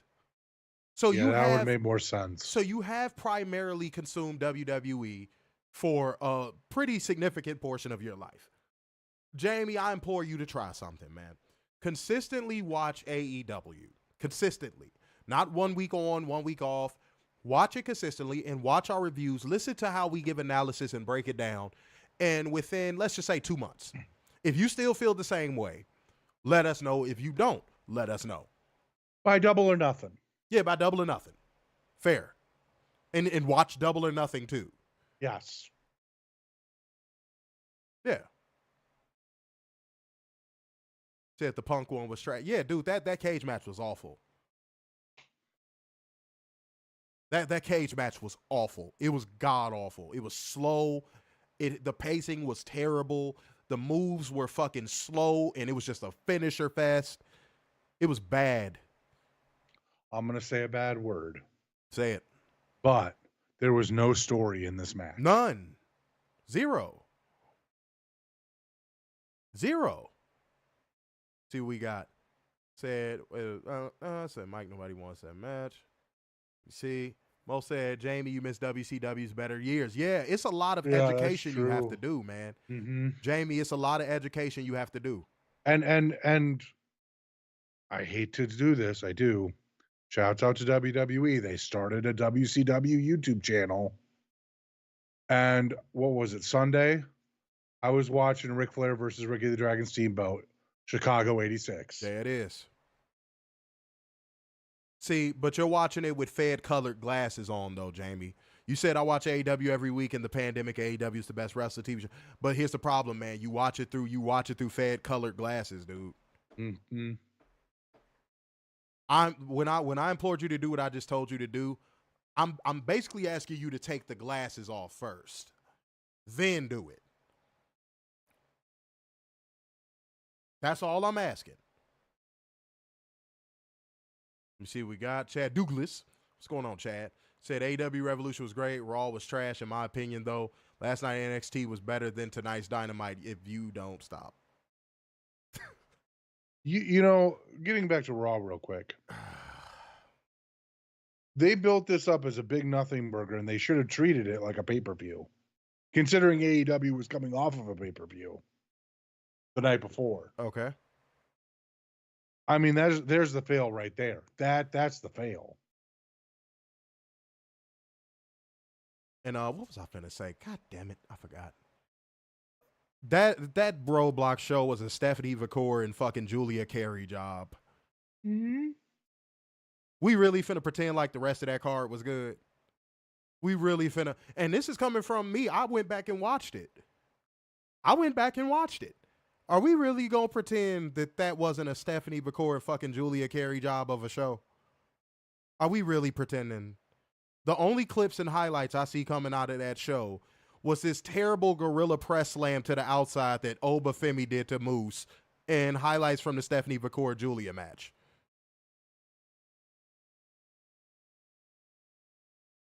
Like, are we being serious? Like, are we actually being serious? Come on, y'all. There was highlights and clips coming out of AEW Revolution from top to damn bottom. Now, I don't always consider that a measure of a show's success, but like with Revolution, it was actually matches that were on the show that you constantly saw clips. If y'all want to do education for Jamie in the comment section, please feel free, but we got to keep going with the show. We can't spend too much time on this. We've already ran long. But Jamie, we're going to break down how Dynamite tonight wasn't what you say it is. And it's evident that you got Fed colored glasses on, and we're going to break down how. Because you said the follow-up and they dropped the ball. You utilized the term drop the ball. I want you to keep that same energy as we go along. Because if anything, they picked up the ball, dribbled it, shot a three-pointer, nothing but net. When they could have took an easy layup. They actually took a shot with a bigger degree of difficulty and made it. They could have took a layup. After a show that was as good as Revolution, they could have just took a layup. God damn, bro. Hold on, my phone is just a talkative little bitch tonight. Hold on. All right. God damn. Fuck out of here. All right. I would have said Curry. I don't think I would have used Halliburton. Halliburton kind of, his magic kind of wore off this season. I would have definitely used Curry. Curry is getting back to being Curry. But yeah, they could have took the easy layup, and instead they took a half-court shot and made it. I know that you're probably not used to seeing a product that is booked to a degree of difficulty, but AEW actually does. They actually try to book shows that test their pen, that test their notepads. Let me see what we got. So I just said that because he hit that three and got the foul to win the game the other day. Oh yeah, that's right. Okay, then you know what? In which case I can see. That's a good point. But yeah. And by the way, TNA, god damn, dude, you got your fucking X Division champion losing to Obafemi. Good Lord. Just even when you look at NXT shows from a ground level, it's bad. I just, good Lord. Okay. Time to light the fuse. Bring the boom. Dynamite.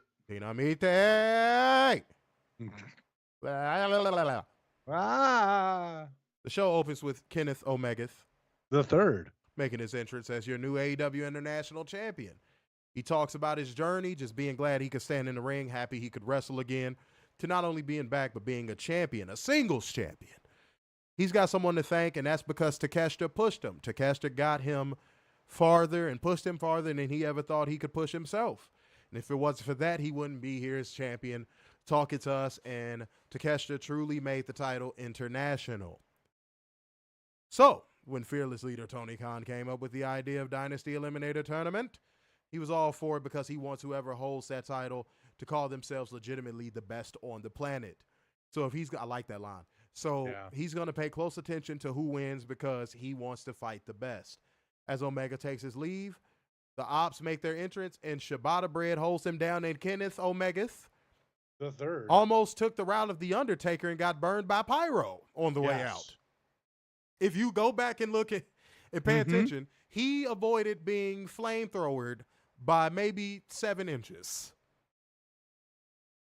Then he would have had to drop that title because he would have had third-degree burns.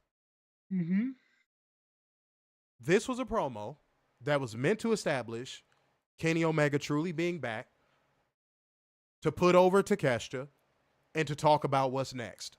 and Werner were all 3 points hit. Yes. What in more? Easy form. It was short, sweet, to the point, and it was great. What more can you ask for? Exactly. So far, I don't hear any ball being dropped. So far. Nope. So far, I don't hear a ball being dropped. Then we had a quick squash match where the Ops went against a couple jobbers and my boy Vinny Pacifico. Shouts out to him. You know what I'm saying? But the Ops won by pinfall with a penalty kick from Ciabatta Bread on my boy Vinny Pacifico. And he got a piece of his tooth knocked out, too. He posted it on Twitter. But shouts out to you, Vinny, man. Shouts out to you. Much love. I hate hearing that happened, man. It is what it is, though. You knew Ciabatta Bread got them kicks. You should have expected that. But, hold on, wait a minute. Okay. Oh, Nasty Leroy, you know not to skip ahead. Come on. They like Catherine Arnie. Oh, wait, no, you didn't skip ahead. You fucking trying to get free promo. Oh. Uh-oh. Said the dentist will see him now. No, that's Werner. He got a dentist appointment with Britt tomorrow. No. He says she's going to get drilled. She's going to get drilled. No. She's going to get drilled. No. She's going to get drilled. No. Everybody push. She's going to get drilled. No. Everybody do it. No. True Seekers, get it going. No. Drill. No. Drill music. No. Drilleth. You don't have it. Drillalonomy. No. That's right. Yes, she is going to get drilled. Let's keep it going. She's going to get drilled. 264 on the Twitch. She's going to get drilled. Yes, thank you. Drilled. Drilled. That's right, Warner. We know about your booty appointment with the dentist. No. She's going to get drilled. I don't want that appointment. Yeah. I don't want that appointment at all. Yes, by assistant coach Warner. Yes. Exactly. He going to bring his whistle and everything. Excuse me. I moved up to coordinator. Thank you. You waiting for a court date? No, a coordinator. Oh, okay. All right. Warner got a court date, y'all. Got a court Warner date. was finger fucking beavers. I'm not in Wisconsin. They called it a goddamn crime. Oh, God. All my animal lovers got that one. Says she's going to get drilled with the screw loose. Hey, there you go. Don't want it. I don't want to be anywhere near her. That's right. Warner coordinate his drilling of Britt. Yes. No. Yes. They call him Drill Bit Taylor. No, Jesus, no. Yeah, he loved that older, wiser, and hotter Britt Baker photo. No, I did not. Posted that on the page just for him. He probably went in there and liked it. He was like, yes. No. I like him older, wiser, and hotter. Britt Baker, come drill with me. No. Baby, come to me. Let me put my arms around you. Let me know. He want to put his arms around you, Britt. No. He want his hands on your waist as you whine for him. Slow whine for him. No. Jamaican girl. Oh, yeah. That's right. That's right, Warner. You want to be alone with Britt in the dentist's office. No, I don't. All right. Jamie says he's out there said it's almost 4 a.m. That's what I go through to watch everything. Appreciate you, man. Appreciate you, Jamie, for coming in here. Watch the rest of the show on playback. Yeah, be playback gang, man. That's all you can do, brother. Mm-hmm. All right. Moving on. Okay. Richard O'Shea cuts promo backstage saying his quest for championship gold isn't over just because he got screwed. Pause. At Revolution, and he didn't want that ugly robe anyway. He talks about entering the Dynasty Eliminator and says he knows everything about Ciabatta Bread, and that's why he's given him the option to quit and forfeit and stay home on Saturday, because he's afraid he won't be able to tell people what happened. And it's still Richard O'Shea's time, and he does that. Aha! And that happens. Then Swerve Strickland cuts a promo backstage about how he made history by becoming the first black AEW World Champion at Dynasty last year. And he's going to do it again at Dynasty this year. Mm-hmm. Because this love has taken its hold on him. He said goodbye. Look at that. Look at that Mayo Man groove. Look at that Mayo Man groove. What you going to do to Bart Man next? All right. Ooh. He's like, ooh, I'm old. I got that one. I got that reference. Boy, that reference was all mine. All right, bear in the big blue house. Okay. What the fuck? Good God, man. Okay. Now, once Warner is done with his male brigade meeting, we'll get back to actually doing a review. But then Adam Copeland rolls up and says he didn't really lose, and he might well be the champion come Dynasty, or maybe he'll be the guy to take it off of Swerve. Pause. Then we go to break. And then back from commercial, we get a Jon Moxley promo. Sir, you take the Jon Moxley promo and you take the next match, and then you stop, you little bitch. I don't want to stop. I want to keep going. Don't you be a potty mouth little Mayo man again on the stream. Don't you do it. Don't you do it. Jon Moxley's backstage said the rated R super. He said, "Weren't you used to be called the surprised opportunist or whatever? Ultimate opportunist." Yeah. He said he's lucky to have walked away from Revolution with the AEW World Title. Moxley said that he should have never been in that position. He should have put Cope out of his misery before Christian Cage got into the match. Moxley hurt Cope, who was sucking wind and couldn't turn his neck. Yo. Pause, by the way. Okay. That's what he said, though. Okay. Those were his words. I got you. You don't have to accentuate your zestiness, sir. I'm not. Keep going. Keep going. But still came forward and again, whatever Cope is made of, it is rare, and he can admire that. But you can take the rules out, the count-outs, disqualifications, whatever you want. Cope can take the rules. Moxley will take his excuses. Next week, street fight for the AEW World Title. Look, fuck what y'all talking about. I'm excited for it. You want to know why? Because it doesn't have to fucking follow one of the greatest cage matches, if not the greatest cage match we've ever seen. Yeah. That was a big problem with that match. Good Lord. How are you supposed to follow that? Mm-hmm. But no, it is what it is. Let's keep it going, Warner. All right, up next we have Powerhouse Hobbs with Hologram and Harley Graham. Earn your mayonnaise, Warner. Taking on Brian Cage and Dralistico with Beast Mortos. You finally said his name right. I'm so proud of you. Yay! You didn't call him the Beast Rigor Mortis.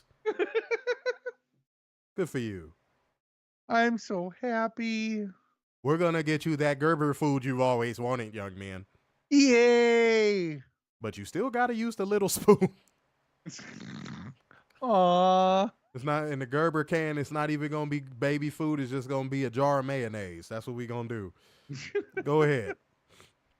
All right, to make a long story short, a pissed off Hobbs gets off, slams Dralistico down with a power slam before Cage makes the save. They go up the apron where Hobbs hit a spine buster on the edge of the ring. Hologram walked the ropes and launched himself off of Hobbs' chest and hit a dive on the Cage. Back inside, Dralistico and Hobbs have an awkward exchange before Dralistico tried to do a springboard, but Hobbs countered it into a spine buster midair for the win. I'm going to give this match a mini cheat code. Yeah, no, this was phenomenal. This reminds me of those showcase matches that AEW used to have in year one, where they would just put the best fucking wrestlers in the ring with each other and just let them go balls to the wall. But now the AEW is obviously more refined. There's a story attached to it, which I do like. But that Brian Cage suplex catching Hologram on the outside was fucking insane. That was fucking insane. And the fucking moonsault off of fucking Powerhouse Hobbs' chest was insane. Yeah. Because that could have went wrong in so many ways. Can we get Hologram a little bit more on Wednesdays? I would love that. And also Harley Graham, giving a little hip whine for the buddy. With the flanny dun. If you want to say, you know what? I'm sick of it. I'm like, goddamn, you dirty bitch, you dirty bitch, you dirty bitch. Harley, keep doing what you're doing, beloved. Keep doing what you're doing. We love it. We appreciate it. Werner masturbates to it. Calvin Klein. No. Yes, you do. You call it your man mayo. Shut up. But no, Mini Chico said Harley should never wear a mask again. She's too attractive. Well, you know, the beauty of it is you could take the mask off. That's right. So you got to look at the glass half full. Mm-hmm. Huh? Let me see. We got to say Harley is great. She put on a mask. It was fun to watch. Mm-hmm. Post-match, Lance Archer and Mark Davis came out to help out Cage as they all had a stare down with Hobbs, who stood his ground. His ground was stood? His ground was stood and it did not move. Oh, I mean, would you try to move any ground he's on? Let's be real. Would you try to move any ground he is on? I don't think you're legally able to. Yeah, I think that's illegal in 12 states. Okay. Let me see what we got. We got a backstage interview with the Hurt Syndicate from Revolution. Mm-hmm. Vip says nobody works harder than his boys, and they just want to know who they're going to beat up next. And since nobody works harder, nobody should play harder. And since they've made 2 defenses, it's time to chill in Malibu or maybe Vegas. But they ain't missing out on that gym. Mm-mm. You know why? Because they hurt people. That's right. That's right. We get a hype reel for the feud between Mariah May and Toni Storm that is now definitively concluded. This was very well done. Mm-hmm. Excellent fucking feud. Tony Khan has every right to take a fucking victory lap on that feud. He deserves it. RJ said he deserves it as well because I heard he was a very integral part of booking that feud. Mm-hmm. Yeah. Excellent work. Excellent work. Excellent work. I'm still waiting to hear where the ball was dropped. Yeah. Anybody hit a ball drop yet? Anybody? Somebody? Anybody? Somebody? Anybody? Anybody? Somebody? Anybody? Somebody? Body? Anybody? I'm waiting for that ball to drop. Just waiting. All right. Toni makes her entrance and gets on the mic. Okay, now that I've seen this, I am like almost definitively certain that there's nobody on her level right now. No, there's not. She talks about her inflicted injuries in a rhyming scheme and that the Tramp is still champ and Sunday at Revolution was her Hollywood ending and a chunk of her heart will be gone forever. But the title was well worth it. Now it's time for a new beginning. And the locker room is very talented, but there are just too many champions. There are titles in briefcases and belt collectors. But when you fight her, it's like visiting the zoo because she bleeds like a pig, licks like a giraffe, and she will eat you like a lion. But she promises you'll never hear her meow because she's no pussy. I love it. She did say there were forever champions, and that got the crowd. Yeah, well, because you know who says that. Mm-hmm. And it may be messy, and it may be sweaty, but it'll always be timeless. Hey, now. Bang, Hey, now. Bang, bang. And she holds up the bang, title. bang. And this shot, whoever thought to get this shot deserves a raise. Out of the dark comes a Megasis. Yeah. You just see Toni standing under the spotlight, and you just see Megan Bain just fucking fly into frame and knock Toni Storm out. Sign me up. I don't want to renege on the contract. Yeah. I agree to all of these terms. Yes. Sign me the fuck up. Yes. Please. And thank you. Yes. Yes. Yes. Yes. Yes. And we're going to get into something Tony Khan did for the first time tonight, later on in this show that I want to talk about. And we go to Brittany. Yes, Toni Storm versus Megan Bain is fire. Anybody hit a ball drop yet? I haven't heard anything. Anybody hear the ball drop yet? I'm waiting for this ball to be dropped. Anybody? Somebody? Anybody? They take my money for this match, and I hate women's wrestling most of the time. Catherine, you hate women. Yeah. You hate the fact that you have ovaries. Yep. Huh? You hate cinnamon buns because they get glazed like most women on a Friday night. Mm-hmm. We get it, Catherine. You hate yourself. You wake up every day and wish you were a dude named Kevin McAllister. Yes, great work for Tony Booty. Yes, absolutely. Yes. But shouts out to all the truth seekers in the comment section. Get our likes up, man. Scroll down and hit that thumbs up if you haven't yet.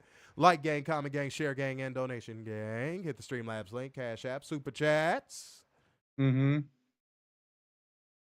Because we got it back now. So come on through. Come on through. Support. Not that other place, but support. No. All right. Back for commercial. The wild card is revealed. It is Speedball Mike Bailey. Werner, did you know Mike Bailey was a Speedball? You know, I think we found this generation's Ricky the Dragon. Oh, it's gonna be some drones that watch this on Playback Gang that is not gonna like what you just said. I don't care. I think we found him. I don't think he's under a contract with WWE either. I think that would be a great mentorship right there. Werner, oh boy, them drones. Them drones. They not gonna like that. They not gonna like that one bit. Even though I agree with you, they not gonna like that one bit. But we got a cheat code, ladies and gentlemen. The Beast Mortos going against Speedball Mike Bailey for the AEW International Championship #1 Contenders Dynasty Eliminator first round match. That's too long. But Speedball Mike Bailey will win by pinfall with a spinning crescent kick that looked fucking nasty. Yes. That looked fucking nasty. His fucking jumping goddamn knee drop looks nasty too. I've always thought that. Mm-hmm. But this was an excellent fucking match, guys. Cheat code. The Avalanche Military Press Slam was fucking awesome. That shit was dope. Mm-hmm. You got to win here, man. You got a fucking win of a match here. Cheat code. Thunder Rosa. Now, after this match, Thunder Rosa. love Thunder Rosa. Yes. Beast Mortos needs to stop being Jobber to the Stars. I agree. This has gone on way too long. He needs to start racking up some wins. He's proven he could hang. Yes. Hold on 1 second, y'all. My fault. But yeah, no, he's proven he could hang. So yeah, I don't see a reason why you can't push him in a specific way because yeah, he has all the tools. He definitely has all the tools. Mm-hmm. Damn, motherfuckers, every time. This isn't a kiss the ring moment with him. No, because there's no reason. Right. There's no reason. You see what the guy can do. You know what he's capable of. Why even waste your time like that? You know what I'm saying? Mm-hmm. All right, cool. Okay. Next up, Renee Salmon Croquette. I didn't call it that at the scrum, guys. I promise. I was shocked, too. I promise. I almost said thank you, Renee Salmon Croquette. Just thank her for no reason. Thank you. But no, she's all love. She's cool people. But she interviews the patriarchy backstage, which consists of Werner and Christian Cage. No, it does not. Yes, it does. No, you are his bodyguard. Better yet, you don't even call bodyguard. yourself that. You call yourself his booty guard. No, I'm not that. I don't want to be that. You protect his ass. No. When he goes to the bathroom, you make sure that toilet seat isn't too cold. That's what you do. No. Yes. No. And I know he pays you very handsomely. And lots of mayo sandwiches. Oh, shut up. Nothing else on it, just mayo. All right. Let's get it. Christian Cage refuses to speak to Renee Salmon Croquette because she's married to John Moxley. Related. Oh, yeah, that's right. And Yeah. he tells her to get the hell out of his sight. He speaks to the camera and says he's still the next AEW World Champion. He demands his contract back due to referee incompetence because he intended to cash it in for a singles match against Adam Copeland. He didn't expect it to be put in a legal chokehold by John Moxley. He didn't pass out or tap. He was regulating his breathing. And Nick Wayne snaps and tells him to stop making excuses, and he's lying to himself and us. And if he just stuck with the plan, he'd be AEW World Champion now, and he owes him an explanation and an apology. Christian Cage says he's sorry he's come to this, and he shoves Nick. And Mama Wayne, with her tall glass of water ass, steps to him. Mm-hmm. And he tells her to say what she wants, but she'll go back to the midnight shift at Waffle House after. That's not a threat. The food is good. Yeah. She backs down because she don't want the waffles anymore. And he confronts Nick Wayne, backing him against the wall very zestily. And that's a new word. I just made that up. And asking how many titles he's won. Or for that matter, how many titles did his dad win? God damn. He says he's lucky he saved him from being a coward like his father. And he basically picks on him more, asking if he thinks he's a coward. And he says he's going to be champion if it's the last thing he does. So shut your little potty mouth and ride my coattails, because the next conversation like this is the last one. And Mama Wayne consoles her little baby as Christian Cage storms off. And Kip Pip Cheerio Sabian stands there, useless as usual. This was an excellent fucking promo. It really was. You want to get Christian Cage back over as a heel all over again, this is how you fucking do it. He was losing a lot of heel heat, and I think he gained some back here, and this may potentially create a new star in Nick Wayne as a result. Mm-hmm. So, Werner, I am still waiting for that ball to be dropped. Yeah. Where was that ball dropped, ladies and gentlemen? Help us find where that ball was dropped. Yes, booty guard. Yes, you heard me. Yes. Okay. That's we all heard it. It is all on recording. Werner has accepted the job. Christian Cage pays him a lot of money to be a booty guard. Booty, turn around and let me see that sex. No. Booty guard. All right. That is Werner's official national anthem. No, it's not. Werner always goes for the one that stink and not the one that wink. Oh. It's okay. He never goes for the pink either. I just called you a butt fucker. Let's just get straight to it. Let's just get straight to it. I don't want any confusion. You get that little butter knife and you mayo it up, and that is your and that is your definition of a good time. Said Nick Wayne is a little weasel. Called his ass a weasel.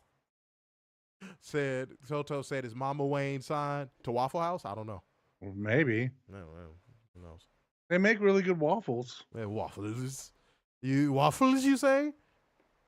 Werner, are we talking about waffles? We're talking about waffles. We ain't talking about practice. We ain't talking about practice. We're talking about waffles. For sure. Just verify. Why did you delete him saying hello from work? That's skipping ahead. You didn't know? God damn. Jesus We Christ. do not skip ahead here on this show by saying hello from work. Hello from work is... It was a little too quick on the trigger there. Say hello from work. Banned. How dare you jump ahead like that? God damn. Okay. Sheesh. I'm going to take some of y'all wrenches away for a minute. Y'all getting a little out of control. Got banned for hello from work. And Robert, this isn't the Fourth Reich here, okay? And Robert, why are you late? Pay your late fees. Talk about hello from work is free clout. How? He didn't say where he worked. Yeah. He just said hello from work. God damn. I see why you hate women now. Yeah. Well. All right. I don't want women getting work. All right. Okay. Shouts out to Catherine. She is an avid women's suffrage supporter. Mm-hmm. Said, oh, Catherine making waffles. Yeah, she's jealous. Mm-hmm. She said, no competing Waffle Houses in here. I got you. Sorry, Robert. Catherine's a little bit power hungry. All right. We'll get Thunder Rosa to take her down. Yeah, that's she'll regulator. Yeah. And don't let her mayo babble you to death talk about some hello from work is free clout. No, it's not. We got you, bro. Okay. All right. So, Warner. Lexi Nair was outside MJF's locker room following his loss to Hangman Adam Page at Revolution, as he was telling himself in the mirror that he's not a fraud. Then smashes the mirror and screaming for Lexi Nair to get out. Yeah. Get out. Yeah. Don't look at me. Don't look at me. I am not a fraud. I am not a crook.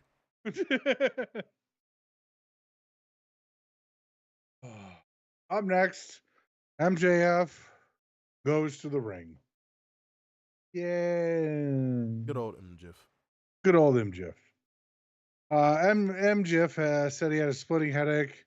His hand and body hurts. But what hurts the most is he, along with the schmucks at home in the arena, know that he had the match won on Sunday. The cowardly cowboy decided for a cheap shot like he did in 2019. The fans can chant Page's name all they want, but he's not upset anymore, as he thought long and hard about the 10 times smarter he is than Page and his fans will ever be. MJF thinks 10 steps ahead and will get his win back, though the thing between he and Page is not over by a long shot. Then MVIP music hits. Are you excited for MVIP? MVIP and MJF in the same segment? I know. They get nose to nose. One says MJF, the other one says MVP. Then they hug. They hugged it out. Who would have known? Sounds like somebody needs a booty guard. Shut the fuck up.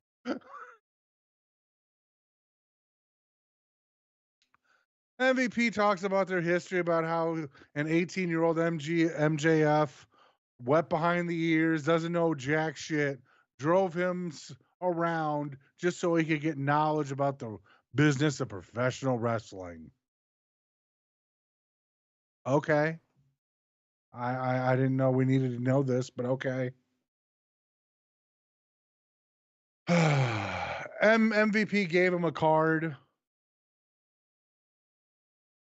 MJF declined it, saying he doesn't need help or advice anymore. He's not that same 18-year-old kid anymore. MVP brought back up the card as MJF was saying he's the longest reigning AEW world champion. MVP said, focus on that word was. And MVP took the card. And we go to break. Okay. Now that Werner has fulfilled his booty guard duties for the night. Oh, shut up. Where did you leave off, sir? I'm sorry. Max Caster's about to get into the ring. Takeshita answers the call, whoops his ass, makes it a long story short. Revolution Falcon Arrow gets the job done, and that is enough of Max Caster for the night. Chris Jericho's backstage holding Gravity's mask. Okay. And he says the temperature has changed because he humiliated Bandito in front of his whole family and made his mother cry. How do you come back from that? How do you look her in the eye? He says Bandito's life has changed forever. And he knows that, and he crushes Gravity's mask and drops it. And then after that, we got Penelope Ford going against Willow. Willow, she's so fucking adorable. Willow.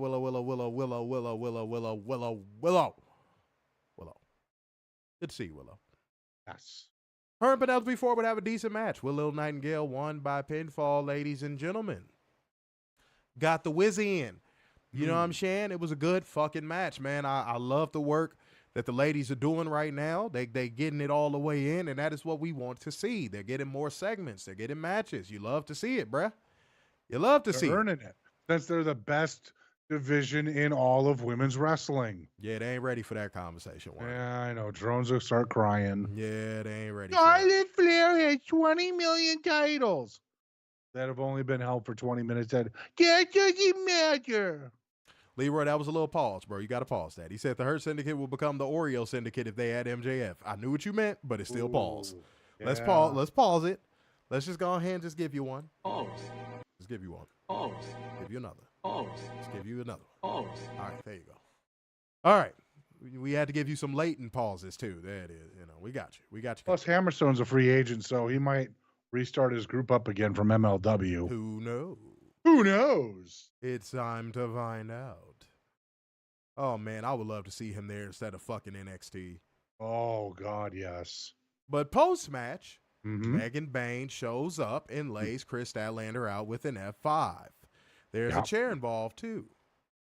Dude. That chair shot from Penelope Ford to Willow was weak as fuck. It was. It was. But I tell you what, Tony Khan is doing something that we haven't seen in professional wrestling since the Ruthless Aggression era. He is doing simultaneous storylines for one wrestler. Yes, which is long overdue. Megan Bain is still continuing her feud with Chris Statlander while also making her presence felt against Toni Storm. Mm-hmm. Oh my fucking God. What How a hard concept. is that? It is so good to see this back in professional wrestling again. Yes. Oh my God. All right. Renee Salmon Croquette interviews Mercedes Moné backstage. Mercedes Moné asks Renee Salmon Croquette to do her catchphrase and says she got hit in the larynx, and Billy Starks joins the conversation and her dress tried to come off of her. Mm-hmm. She says she learned not to get kicked in the throat and apologizes for jokes and says she's accomplished a lot, but so has she, and they're not that different. Monet says she's way out of her league, but appreciate that she's a student of the game, and next week she's going to show her there's a price to pay when you mess with Mercedes Monet.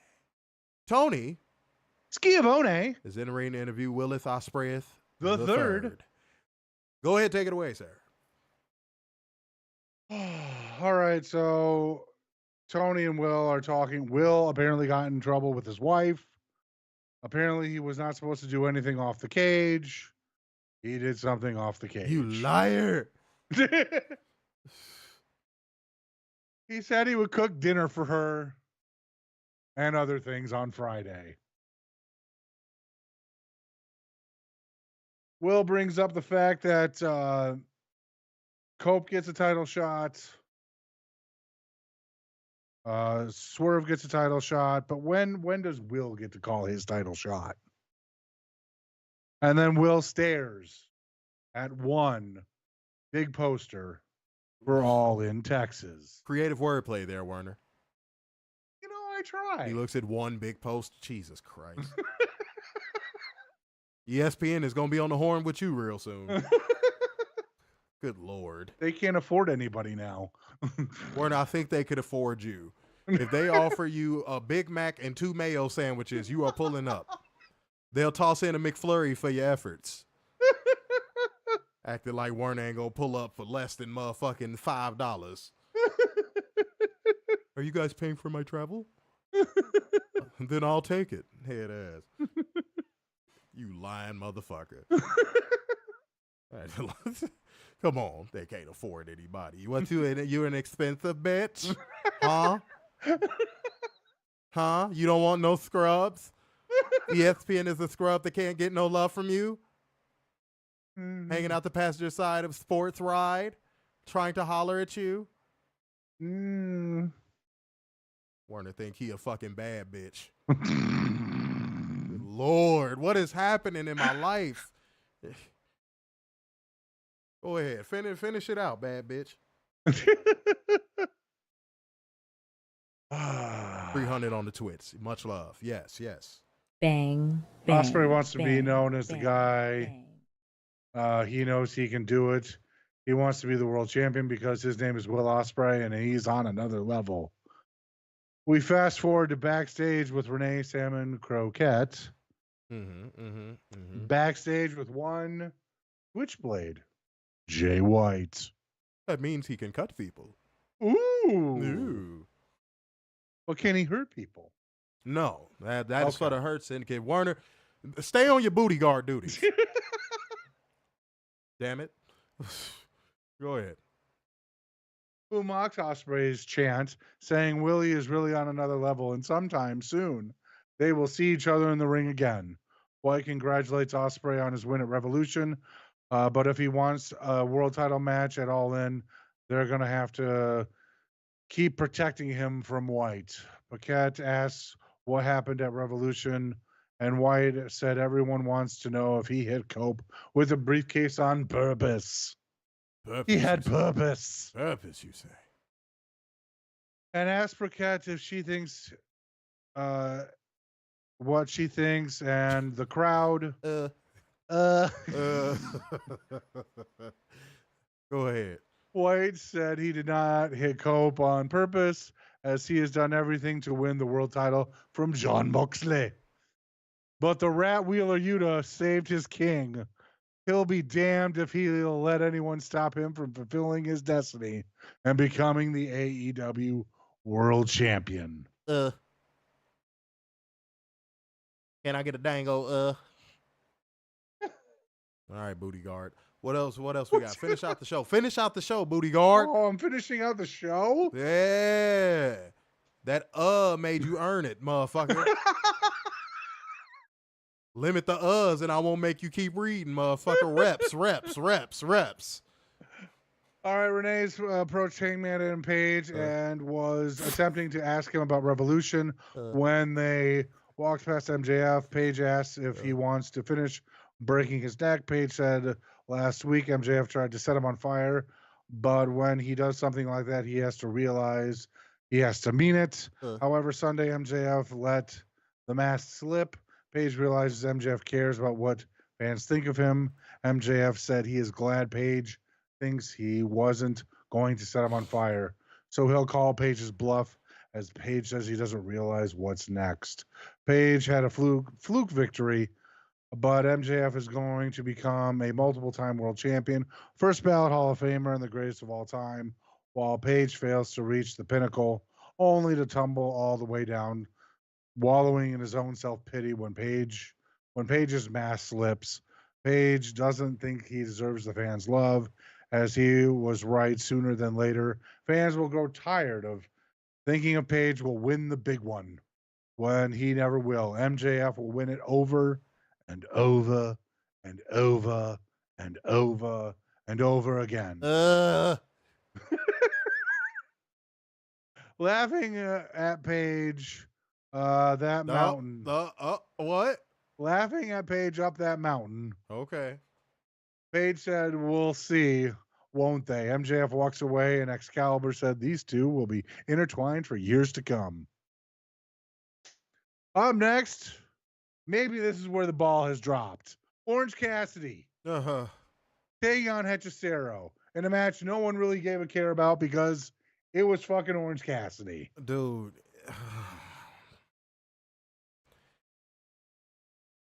Let me preface by saying this. That doesn't mean this overall show was a ball drop. Like, what was his name? I forgot the man's name. Jamie? Yeah, like I think his name was.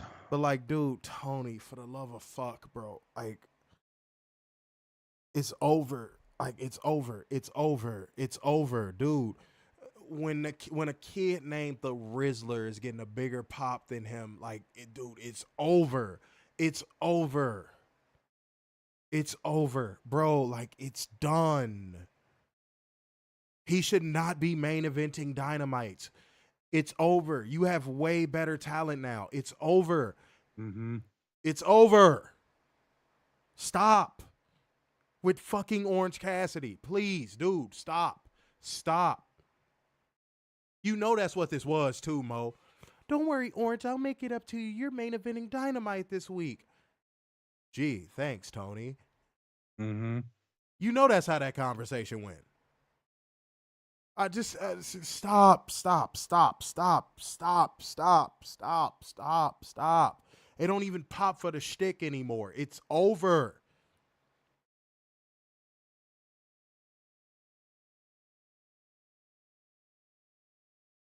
Cut it out. It's detrimental to your product for him to be in a prominent position when there's clearly better talent. Stop. I get it, man. He's one of your homies. I get it, bro. But like, this is not, like I was saying at the beginning of this stream, this is not a mutually beneficial relationship. Orange Cassidy does not move a needle for your company.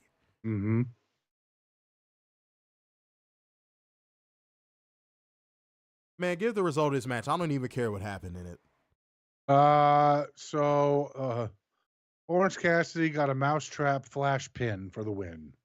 Post-match, Mike Bailey walked out to the stage and bowed at Cassidy as they both advanced to next week's Fatal 4-Way Eliminator to see who faces one Kenneth Omega III for the international title at Dynasty. God, please don't let this be a sign that Speedball is losing that match and he's going to feud with Orange Cassidy. Oh, God. Because that's how I took it. I'm just saying, that's just how I took it. Yeah. That's how I took it, bro. Yeah, now thinking about it, dear Lord. Please, Tony, please don't do this, bro. Please don't do this, bro. Please. Please don't let Speedball's first feud in AEW be fucking Orange Cassidy. Please. That does nothing for no one.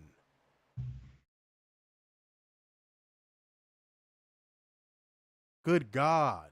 Yeah, Xavier, we already said that. We're talking about after the Fatal 4-Way. Yeah. Said if you listen closely, you can hear the crowd chanting for OC's opponent. Dude, it's to a point now where people just don't want to see him. Mm-hmm. And I agree, Mo. Yeah, if he loses, if Speedball loses the Fatal 4-Way and then has to feud with Orange Cassidy, oh, he's cooked already. Mm-hmm. Orange Cassidy shouldn't be the gatekeeper of nothing. Let me say that again. Orange Cassidy shouldn't be the gatekeeper of nothing.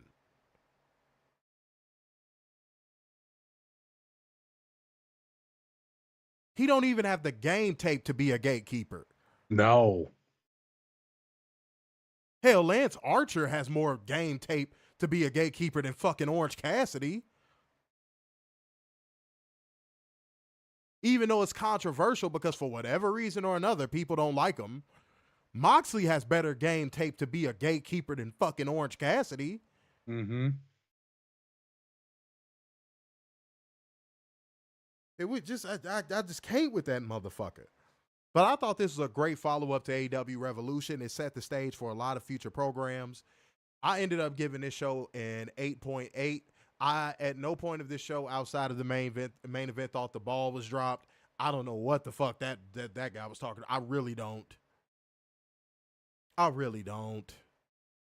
Cannot relate. Moment of the night. I'm going to give it to, you know what? I'm going to give it to Toni Storm's promo and the setup feud between her and Megan Bayne. I'm going to go 8.5. I thought this was a great show all the way up until Max Caster had to show up. And I text you, I'm like, they're really going to give Orange Cassidy another fucking main event. I just, ugh. Terrible. Real quick, though, for next week, when we see Mercedes versus Billy, if Athena is not in a suite or backstage looking at a TV, I will that we should riot. It's a waste. Yeah. It's a waste. Moment of the night, I don't know how you can go against Toni Storm. And by the go ahead. She's doing what Will says he's doing on the mic. And by the way, next week's card looks way better. Mm-hmm. Next week's card looks way better. Yeah, you got Mox and Cope in a street fight for the AEW World Championship. You got Mike Bailey versus Orange Cassidy versus two others in the 4-way for the international title. And then you got Mercedes and Billy. Yeah, so far next week's card is shaping up very well. So we'll see what happens, man. We'll see what happens, but there was only like one or two things I didn't like on this show.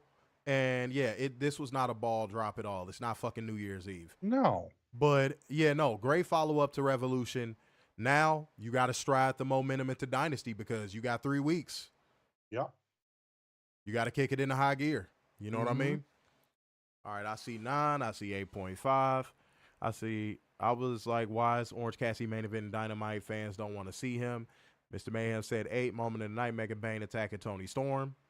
Mo said 50 minutes and 11 seconds of wrestling on SmackDown. That is a 3-hour show, ladies and gentlemen. Yeah. 42 minutes and 20 seconds on Raw. And I'm sure 5 minutes of that was a McCallaway Culkin reveal. Yep.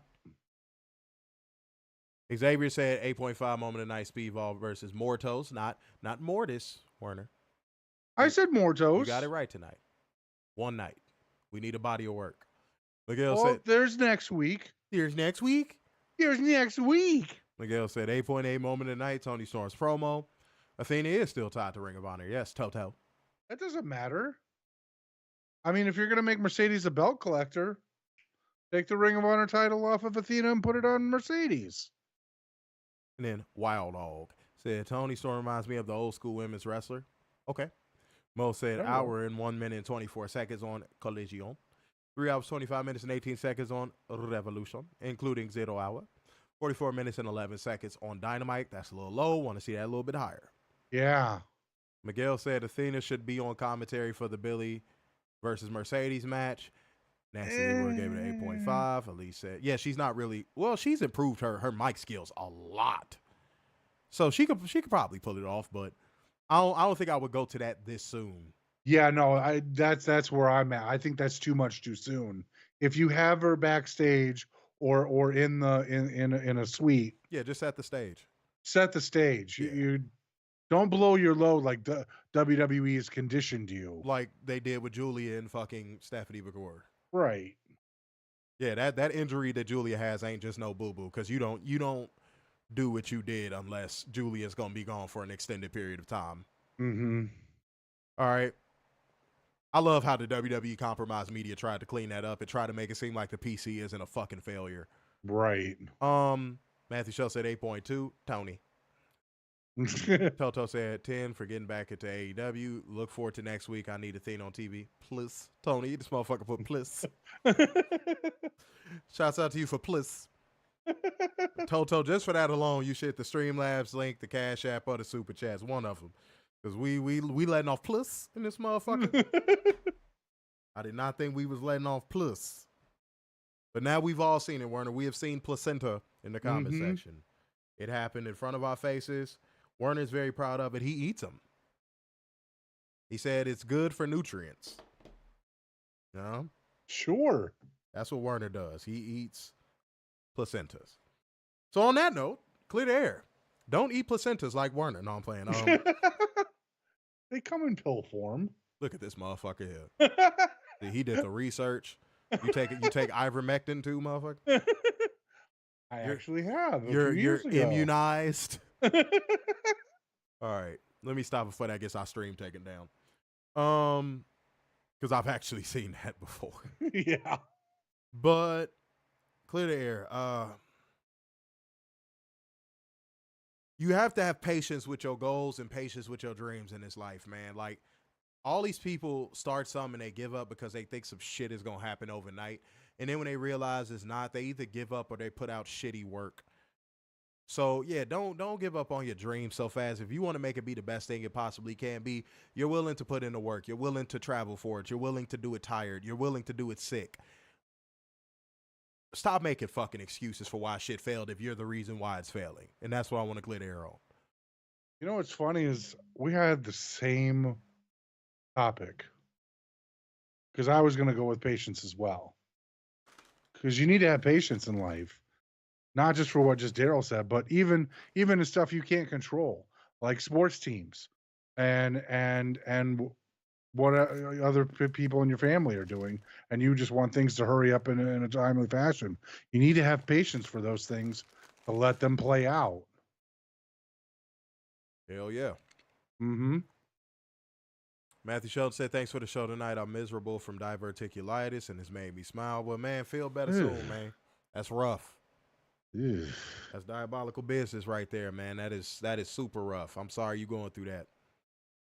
You know what I'm saying? We're going to chop up game and all that good stuff. But for now, it's time for us to get the fuck up out of here. So therefore, going once, going twice, and so to the man with the braids in his hair. So, signing off yet again, it's the epitome of black excellence, the king of dimes, or just your boy, Mr. Starks, and the beautiful worldwide, the Messiah of 7 cute sixes, and the internal pessimist, Big Dub. Peace out, y'all. See you Friday.